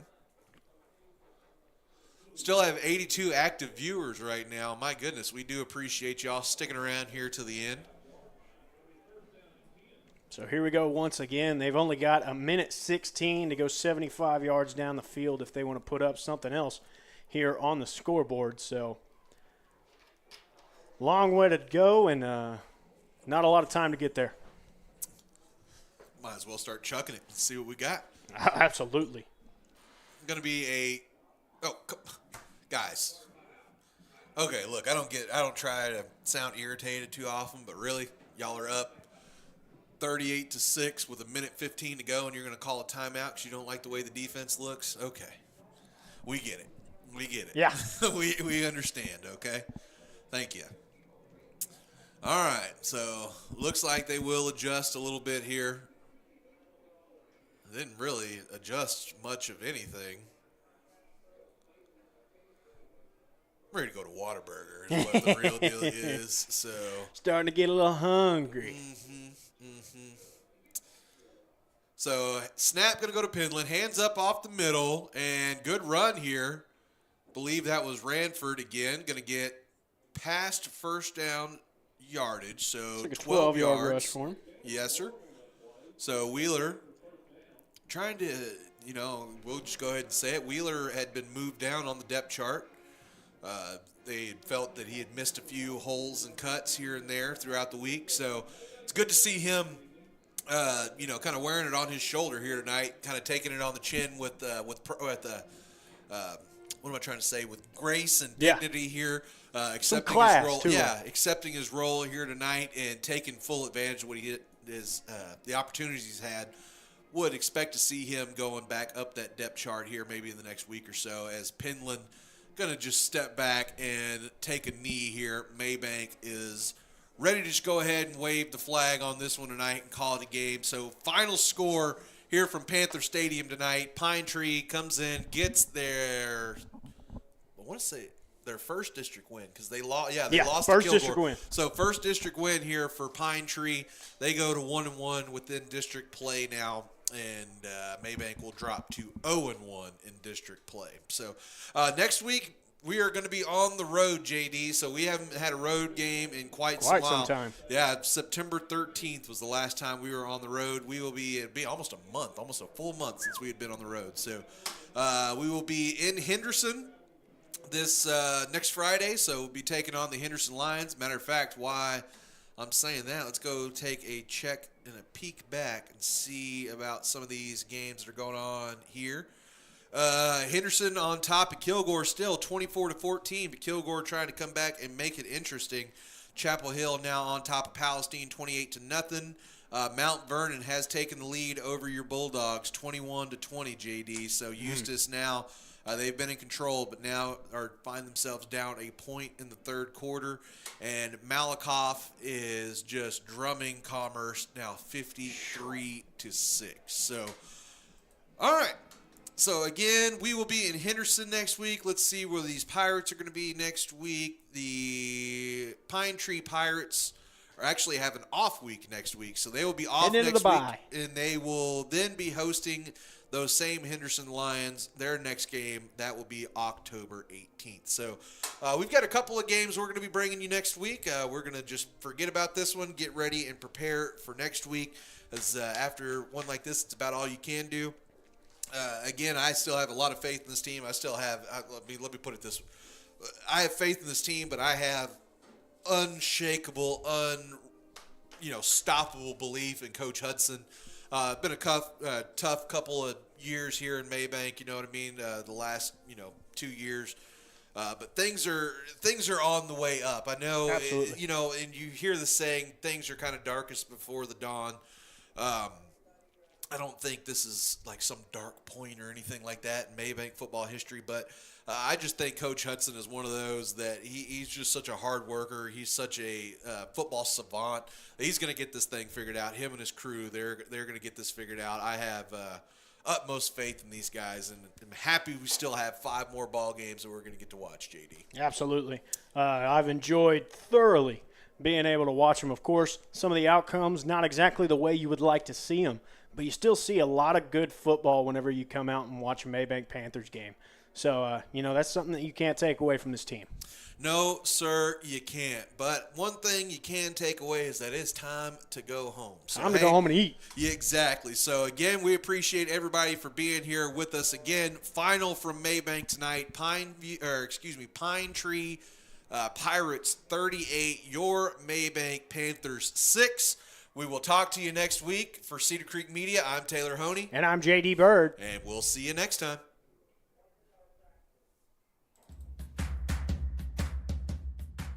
This concludes tonight's broadcast on Cedar Creek Media. Thank you for watching. We hope you'll join us again soon. Good afternoon, good evening, and good night.